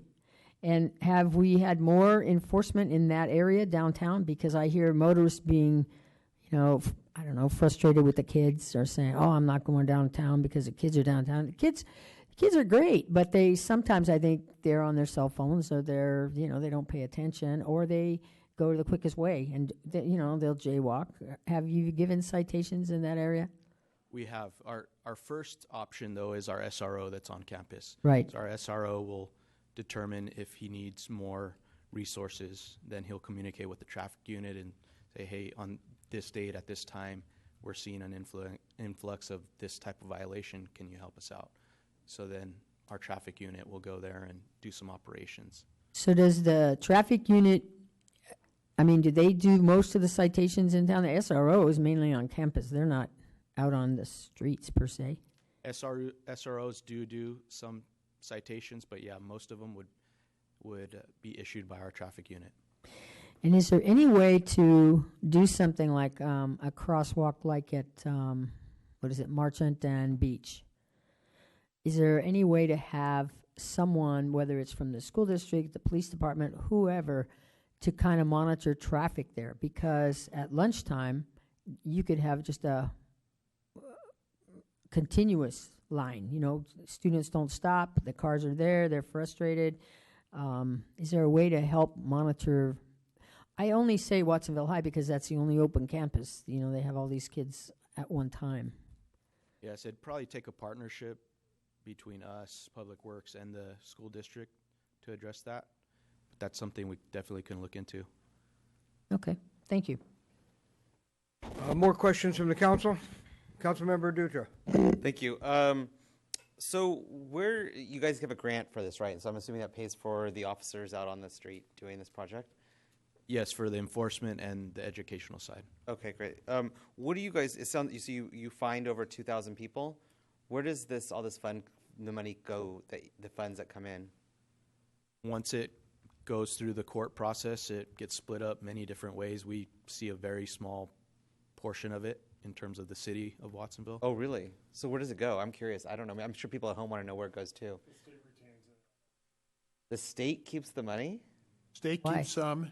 The county keeps some for administering through the court system. Some goes to the county law library. It goes to a whole bunch of statutory requirements that are the same pretty much statewide. So what's the percentage we get then? I'd say it's probably 5%. No. Definitely low. I don't Somewhere have in the that percentage range. in front of me. That's crazy. I'd like to know what that number is. That's shocking, actually. You would think that the money would stay in the community that we're serving to help, continue moving that community forward. That's crazy. So we can provide a more detailed breakdown to the council with some of the history on those citations. But as Captain Rodriguez was pointing out, some of our internal citations, parking tickets, for example, those are local, so we retain a much larger portion of that amount. These are traffic citations, and they're treated differently. And that goes through the courts. There's an administrative process, and so we're not able to retain all of that revenue. So they expect us to put our officers to work on issues like this, but only want to pay us 5%. Like that's crazy. That's crazy. That's the way the citation's currently processed. But I don't want to lose sight of the fact that the work that our officers are doing around that is only possible at this point through grants, which is grants. So otherwise we can't do it. So that's what makes this frustrating, is that the only way we can do this in our community is if we receive grant money. Otherwise, we don't do it. So also, we need to remember that if the police are out arresting people for burglaries or assaults or a whole variety of crimes, the city does not get reimbursed for that work they do. That's correct. That's why we have, in the case of code enforcement, administrative fine system, where the money does come back and be used to reimburse code enforcement to do the work they do. I see it, but I just see traffic being different than that kind. I mean, when you go look at the court system, there's a whole department for traffic. So I would see it differently, but it's okay. And then the Freedom Boulevard project. When are we going to continue that? I know we did the first phase. When is the next? Because I get that question all the time. It's like, you guys did part of the street. The rest of the street looks like crap. I mean, so it's, my tires are tired of this. I think the next project is 1920 on Freedom Boulevard. Oh. So that's next fiscal year. Next fiscal year. Correct. Oh, 19/20. Okay. 19/20. But 2019, 2020, everybody at home who's watching. But that's only from So where does it pick up and where does it finish, or where's that next? Green Valley to airport. So there's two different things. The plan line that we're working on is just a plan, and that's the one from Green Valley to Buena Vista. The actual road work, that the next project I think is Alta Vista to Green Valley, if I'm not mistaken. So it picks up where it stopped. Yeah. At Alta Vista. Oh, good. And then it goes to Green Valley. Yes. Okay, and then the next phase will probably be the one to Buena Vista. Okay. I believe it's 19. But that starts next year, right? Is that what you're saying? But we have to do design first, so I will report back when construction might be expected. Okay, great. Councilmember Gonzalez. Just to kind of piggyback on some of this stuff, Councilman Bilicic mentioned Bridge Street. I noticed that there's a little section on Bridge Street that's not being done with the green line. Can you explain why that piece of street isn't going to be green lined? I believe that's part of the street that's not wide enough, and that does need a reconstruction. So that part of Bridge Street does need a reconstruction, and we wouldn't put green lines on that piece, because I think, again, twofold. I don't believe it's wide enough, and it needs to be reconstructed. What we wouldn't want to do is put green lines down, because they are expensive, and then tear it up when we reconstruct the road a couple of years down the road. And it's good just for the folks out there to understand when green line starts getting put down, why it started from Beck Street on and not from Blackburn on. I guess we will have those questions asked. Thanks. I guess that's on the reconstruction piece, right, then? So that where the alligator, everybody's talking about it between Blackburn and Beck Street. Okay. Yeah, the alligator. And again, hopefully we have to say no on 6, because again, SB1 funds are really important for all these projects to occur. We're going to go back to Councilmember Dutra here. He wasn't Thank finished. you. Okay, so back to me, so I can finish. The Green Valley striping, I actually got a complaint again about that today from an elderly person who can't see, and I think I remember this project is supposed to start soon. In fact, we're going to meet out there with PG&E tomorrow to see how everything's looking and what they need to do on Green Valley Road. Are you talking about the striping for PG&E? No, I'm talking about striping of the road. Just like just in general. Okay, because so we are doing a citywide restriping at the end of this month on areas like Green Valley near Home Depot, I think, where it's fairly faded, and a number of other areas. Well, where we have up by Freedom and Green Valley. Freedom and Green Between Valley. Freedom and Home Depot. Yes. It's terrible. Yes. So you guys are doing that this month then, right? Yes, the end of the month. Steve? Okay. And then the Arthur Road, are you guys putting stop signs in, or what's the... So that's one of the neighborhood traffic plans, and the residents there approved speed bumps in 2 different locations. Okay, so it's just speed bumps. It's not no signs or anything. Correct. Okay. Let me tell you, you're going to be getting calls. I'm sure you do all the time. We want speed bumps in our neighborhoods, and I think this leads to my last question: is when you do get that, then do you say, okay, we have to do an NTP in order to figure out what is going to work for you? Yeah, because one of the reasons we implemented NTP is to make sure that the neighborhoods are all in agreement. So if you may have a resident that thinks traffic is crazy here, we need something, and their neighbor, no, traffic is fine, I don't want anything in front of my house. So we want to make sure, number one, that the request comes from them, that they want it. We don't want to impose something on them that they don't want. And they know their neighborhoods best. So they get together and they vote on what kinds of improvements they would like, and we can suggest. We'll work hand in hand with them and make sure, police and fire are okay with the type of improvements that go in on whatever street, and again, that the residents there are approving of whatever is proposed to go in. So even if you do it NTP, doesn't mean that something would happen. Like people could be saying, we want this, we want that, speed bumps, stop signs, but you can do an NTP, but at the end of the day, something may not come from it. Something because they may not all be on the same page. They said, no, I don't want that, and that's crazy, I don't want that in front of How my many house. NTPs do you have going on right now in the city of Watsonville? I have 6. And so these may not come to fruition then. Well, again, Arthur Road, we recently got approved locations for speed bumps in 2 locations. Clifford, the Clifford Rosewood area, we sent out the original surveys, and we got quite a few back. Probably, percentage-wise, it might have been like 15 to 17%. So we're thinking, okay, we're gonna go back and look at the areas that were most responsive and work to fine-tune what that might be. So we're gonna narrow that down a little bit further. Okay, well, thank you. I appreciate all your hard work. I know that this is a real big concern for the people in the community, and I think we need to continue moving forward with it. Thanks. Member Bilicic. You have Stanford there, and Stanford right now has, on a turn, has some speed bumps, I think. They're kind Dots. of rumbles, yeah. They're Rumble lots- strip, something like that. For a curve. Right. When you're talking about these speed bumps, are you talking those big things you're going to put in the road? What are you talking about? So I'm talking about speed humps that we have them installed on Front Street. We have them installed on Paseo Drive, if you want to see what they look like. I've seen Front Street. Okay, they're the yellow colored speed humps. We install them on top of the pavement, and this is the typical installation. And there is a gap placed in such a manner that the fire trucks can go over the speed humps they can straddle the speed hump, but a regular vehicle can't. That's why they're better for emergency vehicles in that respect. And you're putting 2 of those on Arthur Road already? We just got approved to do in 2 locations, yes. And what are you doing on Stanford?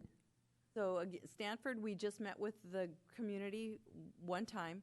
They were having their regular neighborhood watch meeting and invited us to come to present neighborhood traffic plan. And they discussed speeding and cut-through traffic. So we're following up with gathering speed data and traffic volumes, et cetera, to But come up. Stanford, you already have those stop signs you put in. And it's Stanford and Rogers. So Rogers was the other concern on Rogers Street. Rogers being a cut-through? I don't know. Yes, that's what the community members were talking about. I just know there's stop signs at, where is it? It's Rogers and Tuttle Stanford, where they change names, is where the stop sign, and then you have the Burrington Stanford stop it's right sign there. there. So are you talking east of Rogers on this, or is it? Actually, it's on Rogers itself, too, and they talked about speeding on Stanford. So again, we're gathering data. We haven't decided anything, or they haven't requested anything else beyond. We're going to gather that information and set up another meeting with them to discuss what we found. And when do you think Pennsylvania will be open so the public knows? Well, interestingly enough, we are doing a once-over with Pennsylvania. The PG&E did do some paving already.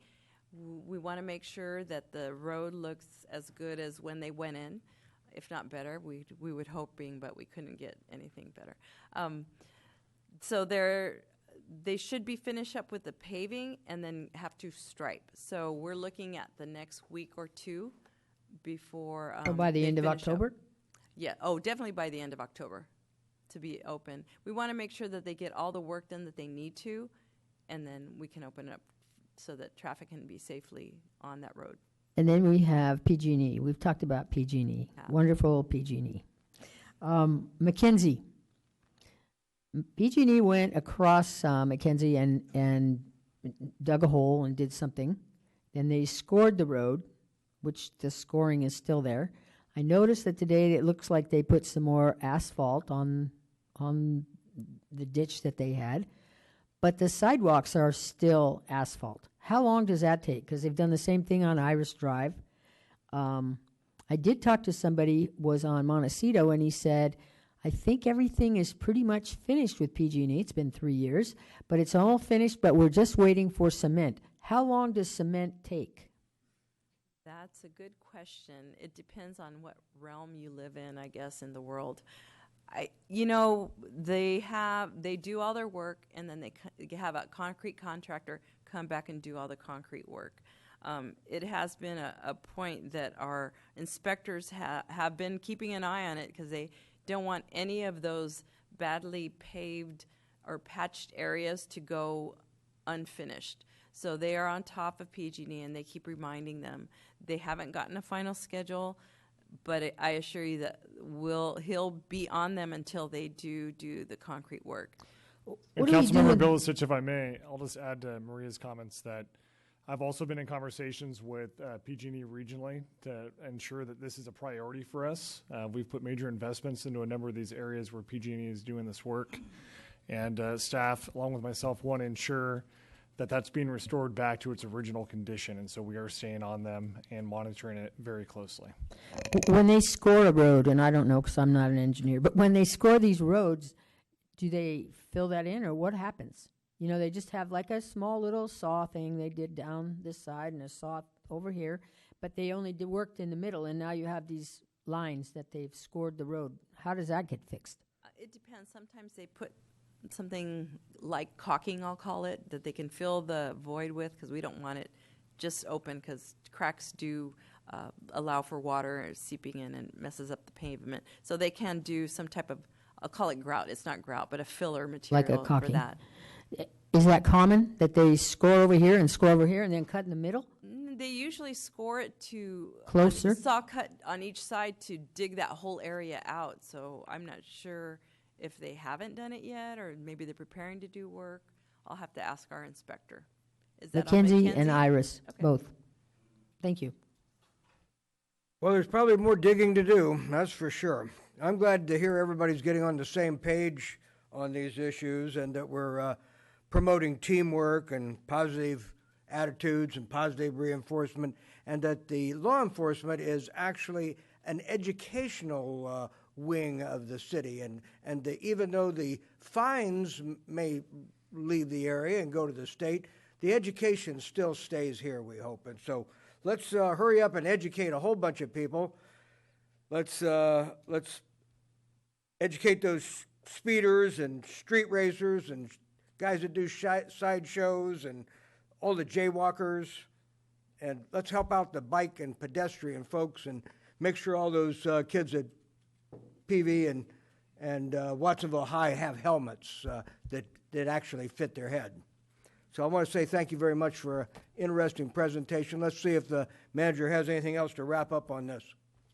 Just quickly, Mayor, I did want to take a moment to just thank staff from the Police Department and Public Works. They really have gone above and beyond in securing thousands of dollars of grant funding. I think the percentages that they showed earlier in the presentation speak for themselves. And we're really making traffic safety and public safety a high priority. And I just want to thank staff for that hard work. Thank you, and I'm sure that these slides will be available on our website for the public to pick through them very carefully and form their own opinions and comments and questions. And one more question? Yes. PG&E again. The dual poles, what can we do about that? They have been going out and replacing poles that need to get replaced for one reason or other, and they have to install one, and then go out and take out the other one. It's for safety reasons, and I don't know as far as doing anything about it other than making sure that they take out the pole and restore the concrete where they take out the pole. But what they're doing is they're adding another pole, so now there are 2 poles. There's still lines on the other pole. Because there are other utilities. Because it's other utilities. So why aren't they coordinating with the other 2? I mean, who knows when cable or telephone or whoever is going to move their lines? Right. It does, as Councilmember Kaufman Gomez mentioned, there's a number of utilities, and they coordinate. Usually PG&E goes first, then AT&T, and then cable company or whomever else is on the pole, and they just go methodically, and sometimes it does take a year or 2 years to get everybody off the pole, and then they can remove the pole. A year or two. Yeah. Something, PG&E, I mean, we know that they're number one around here. There are electricity and power and the whole thing, but they've got to be more efficient than that. And thank you, staff, and you, Matt, too, for trying to work with them. But they've got to be. It looks ridiculous to have 2 poles on a corner. Yes, Councilmember Bilicic, we agree, and I know that that's frustrating. It's also challenging because the utilities, we have very little jurisdiction over their operation in terms of how they're replacing those poles and the order in which they do it and the timeliness in which they do it. Having said that, we do what we can to try to influence and work with our partners in the region to try to ensure that that's being done in a way that's in Watsonville's interests. So I do appreciate the fact that you and staff are continuously talking with them in the region. So maybe it'll get down here to quote the little people.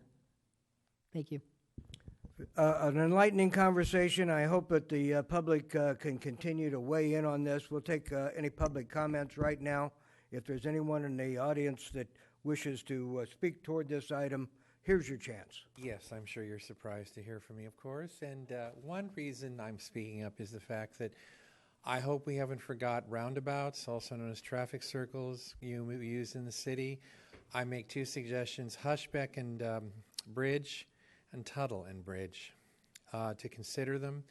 As you heard earlier, I've heard plenty of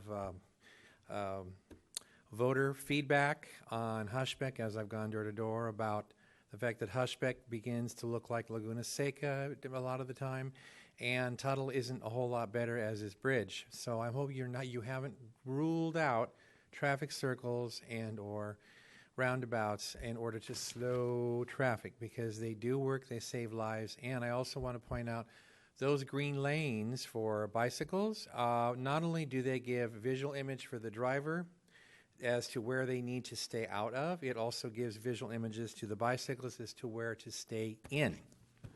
And it reduces bicyclist death and injury. So I'm hoping we're going to work very hard at getting those put in as many places as possible, because I have some neighbors in the senior community on bicycles, and I'd like to have them have a full, happy life until their demise. Thank you. Anyone else wishing to address the council on this item? Seeing no one approaching the podium, we'll close this out and say thank you very much to staff and the great partnership that exists, and everybody on the same page working together trying to promote street and pedestrian safety. Our next presentation is item number C. This is presentation by Mid-Penn Housing Corporation regarding Proposition 1, the Veterans Affordable Housing Act, and Proposition 2, No Place Like Home Act. We've allocated 10 minutes. All right. Hi. Thank you. Well, thank you for having me here tonight. I really appreciate it. I'm actually here as a member of the coalition of the Prop 1 and Prop 2 groups. The California Coalition for Rural Housing, as well as a nonprofit association, which Santa Cruz County is a member of, as well as Mid-Penn, are big advocates for Props 1 and 2. And so I'm here to speak to you from their capacity. Would you like to tell the folks at home who you are? Oh, yeah, sorry. My name is Diane Alfaro, and I am a resident of Santa Cruz County and work 2 floors down. All right. So we all know about the affordable housing shortage in the state and particularly in Santa Cruz County. And for an example, I can give you Pippin Orchards, which we just completed, which is in Ms. Gomez's district, Councilmember Gomez. And that is 46 homes that we just completed, and we received 2,500 applications in 2 weeks. That talks about the severe need that we have here.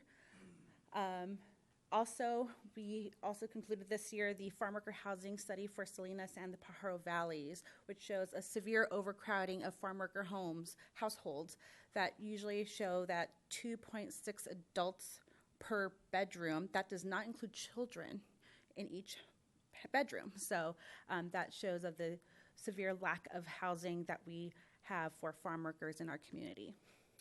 And again, we need about 5,300 units of affordable housing for farm workers in Salinas and Pajaro Valleys.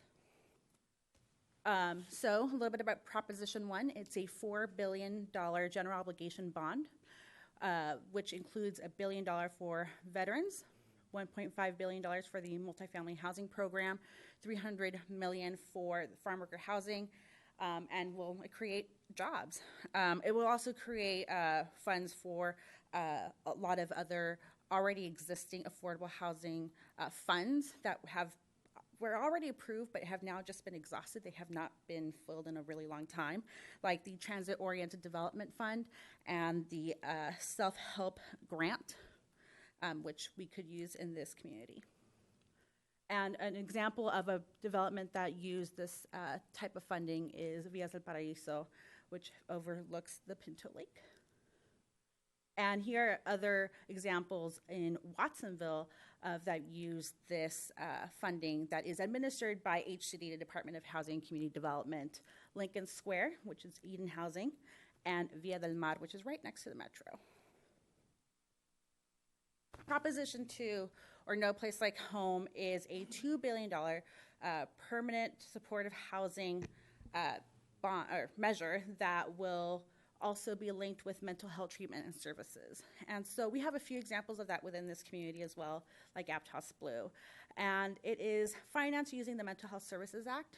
This was done in Prop 63, which was done in 2004, I believe, and generates $2.2 billion annually. And so it will use 6% of that revenue to fund this program.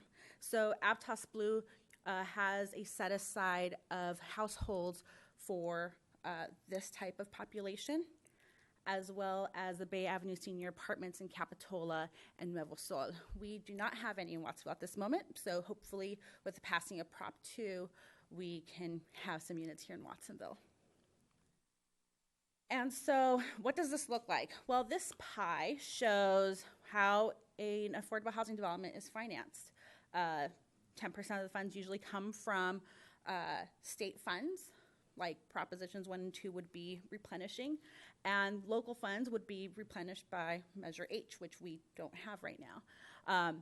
We need the local funds to leverage these state funds. We're hoping that we get this with Measure H, but again, we don't have either sources right now, so passage of those three combined housing package is essential to create affordable housing that is much needed in this community. And these are just a sample of endorsements for these two propositions, and a lot of them overlap between 1 and 2, but I just wanted to give you an example of who is endorsing these propositions. So Proposition 1, Habitat for Humanity, the League of Cities, teachers, veterans, Chamber of Commerce, Sierra Club, farm workers, the UFW, and the building trades. So all walks of life here, all types of workers are endorsing this this proposition, as well as Proposition 2, where you have the Business Roundtable, behavioral health agencies, labor, police chiefs, NAMI California, and MALDEF. Again, a very great multidisciplinary group of folks here. And if you want more information, you can go to the websites for Prop 1 and Prop 2. Thank you. Thank you very much. Let's see if there's any questions from the council. Councilmember Garcia. You mentioned in terms of what we need is we need the passage of Prop 1, Prop 2, and Measure H. Right. Can you explain a little bit more how Measure H connects to Prop 1 and Prop 2? Santa Cruz County and Watsonville are self-help communities or municipalities. And so if we help ourselves to provide affordable housing by allocating funds to it, then we have a better chance of getting these funds leveraged by the state. So, you need one to get the other. The state will really mostly allocate funds if they see some sort of local commitment. Thank you. More questions? Councilmember Kaufman Gomez. I know that we have some language issues with the funding that we do get matriculated from Fed to the state to here in order for the families to actually be able to get it. Are we talking anywhere about making sure that the language would be effective for us to use that isn't as restrictive as the current funding sources? Do you know anything language-wise about that? I would need an example of such language. You want me to give you an example? Sure. Sure. One of the examples is that a borrower or a family of three can qualify at, let's say it's $90,000 this year is what their cap is. And the way that the legislation reads is they have to calculate their income, speculating their income, and raise potential the following year after they've already closed escrow and may have lived in the house for a year. So what they're doing is they're then overqualifying them based on future income that doesn't currently exist. That legislation language is a barrier so that half of the applications going in for the funding we have now are overqualified to overcap that program and don't get the loan. So it's causing a lot of issues with, we have money we can't loan out because of the restrictions of the way the language and the guidelines read.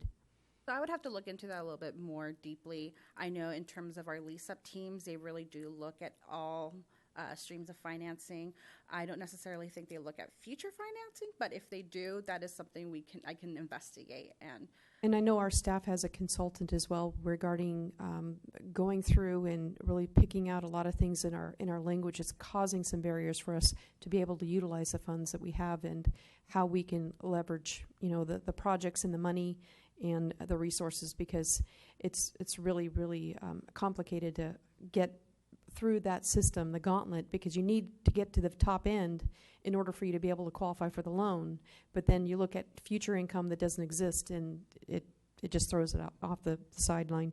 Can you talk a little bit more about what the transit-oriented development portion of this is about? Yeah, so the transit-oriented development funding is, $300 million would be allocated to that program. And it's an already existing program and usually funds developments that are right next to a metro station. So like Ville del Mar, it did not use that type of funding, but it would fund something similar to that.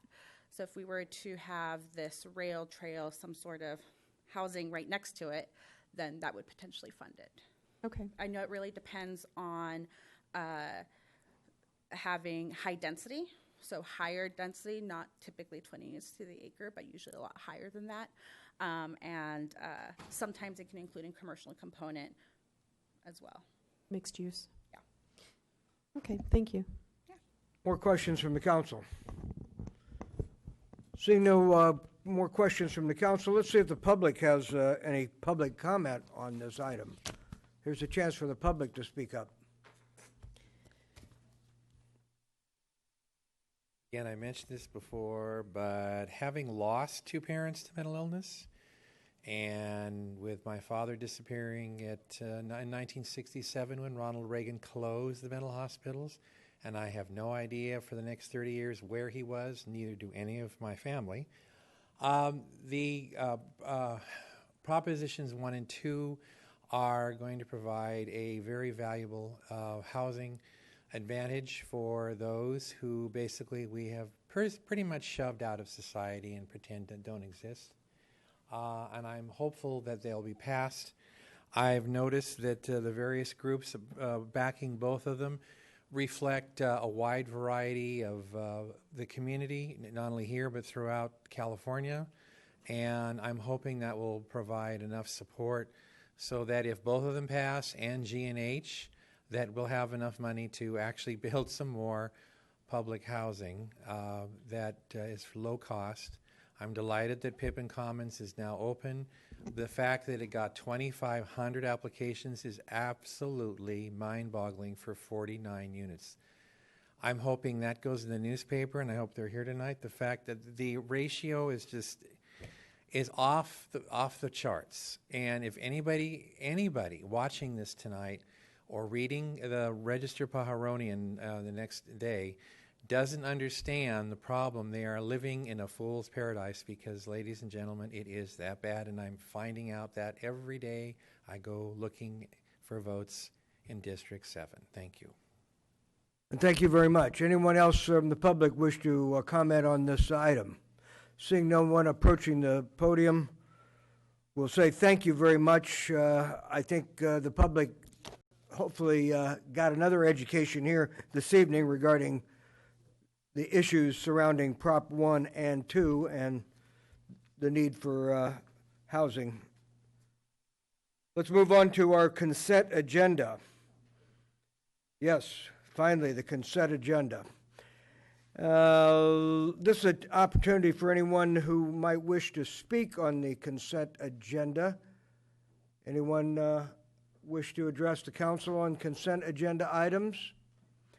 Seeing no one approaching the podium, we're getting ready for consent agenda items. Dr. Bilicich? I just want to point out that it's it's not questionable on the city's behalf, but it is a challenge that we need to take $180,000 from the general fund because we don't have the MOU between the firefighters and the city of Watsonville expired in June 2017, and we've been unable to reach agreement. And so now we have to pursue binding arbitration, and impasse has been declared. So the cost of the city for these proceedings has exceeded the initial estimates, and we've had 3 hearings. They've have 4 more scheduled, but we're needing to take $180,000 out of the general fund. That's really difficult when money is at a premium, that we have to take money out to negotiate with, in this case, the firefighters. Councilmember Hernandez. No, I was just going to make a motion for the consent agenda and say kudos to the library and the environmental science workshop as well. And I'm glad we're moving the Sister City thing too. I'll second the motion. We have a motion by Hernandez, second by Kaufman Gomez on the consent agenda.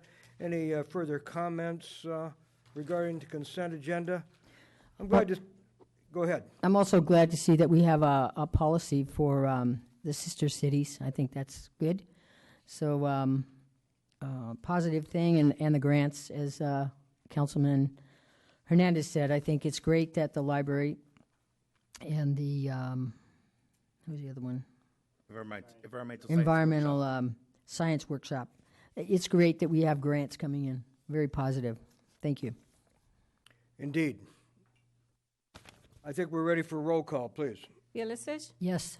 Kaufman Gomez? Yes. Dutra? Yes. Garcia? Yes. Gonzalez? Yes. Hernandez?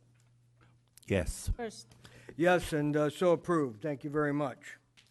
And thank the public for their input. Now we move on to item 9, public hearings, ordinances, and appeals.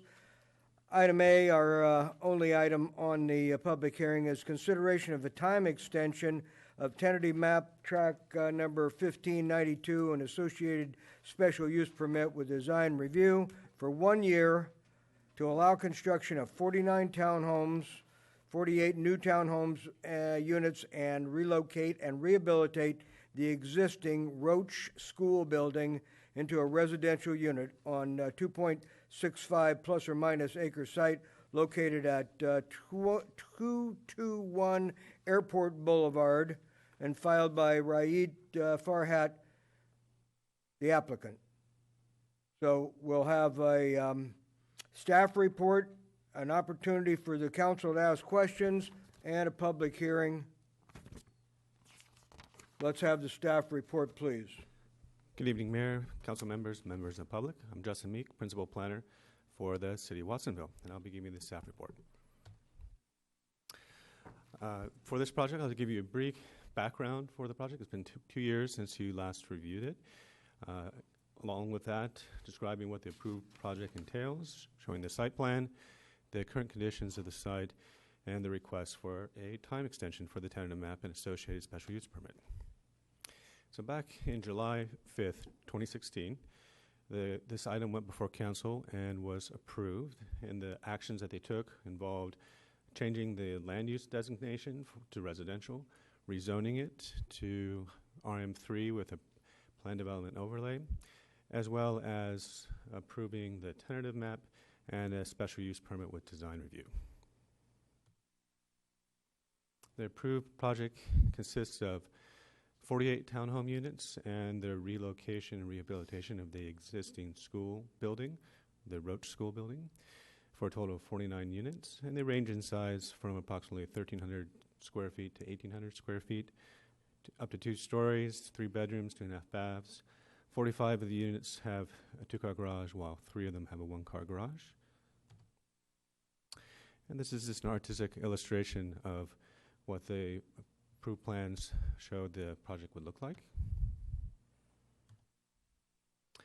And again, as a reminder, the layout for this proposed development. You can see there's a loop circulation network with homes on either side, some central common areas with amenities,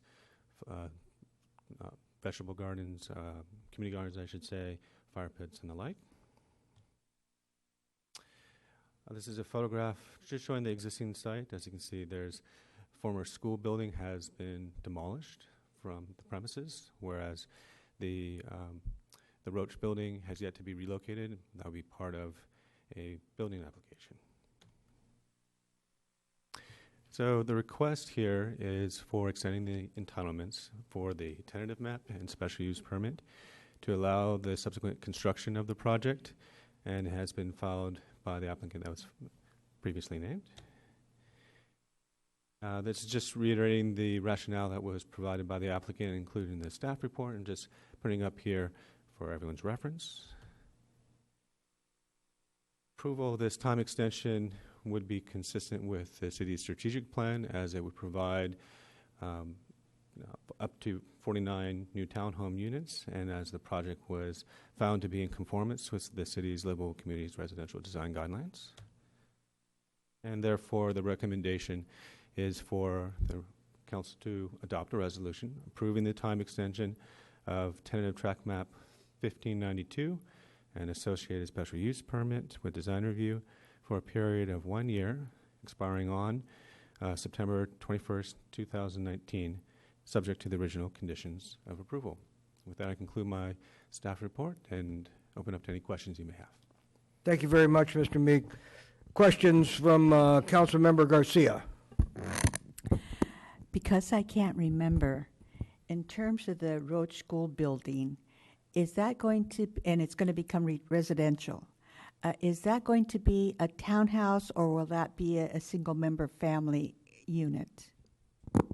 It will be considered a townhouse, but it more resembles a single-family unit. But it still will be a townhouse? Yes. Legally, it'll be considered a townhouse just because it's part of the entire townhome tentative map and final map.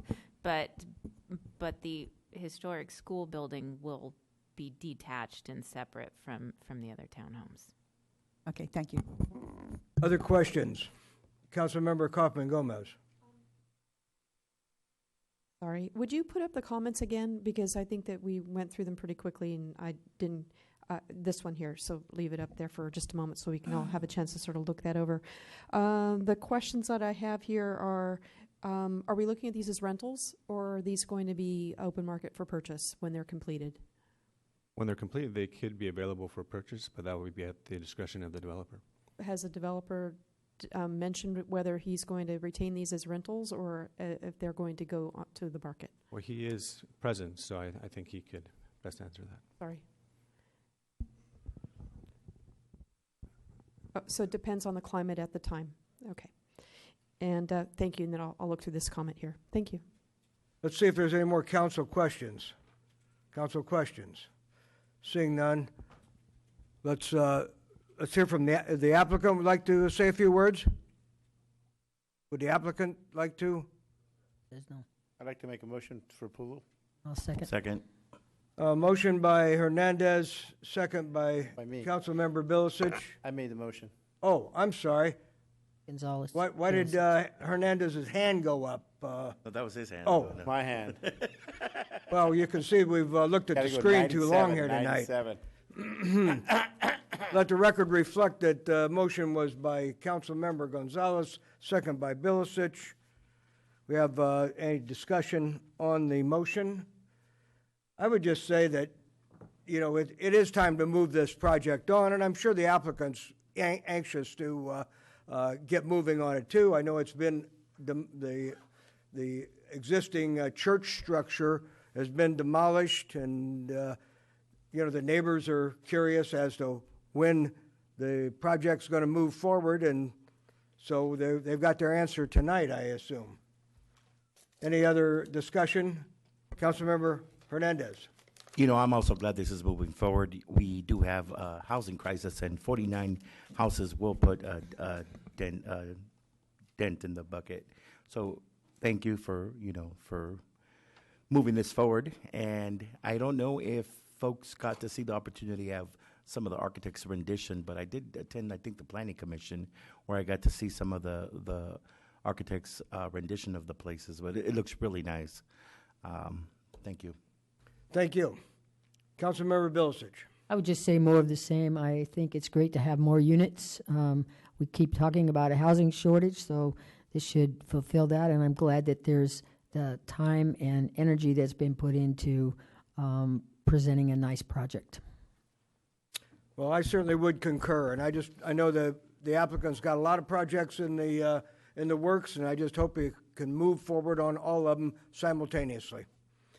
I think we're ready for roll call, unless someone else has something to say. Seeing none, roll call, please. Bilicich? Yes.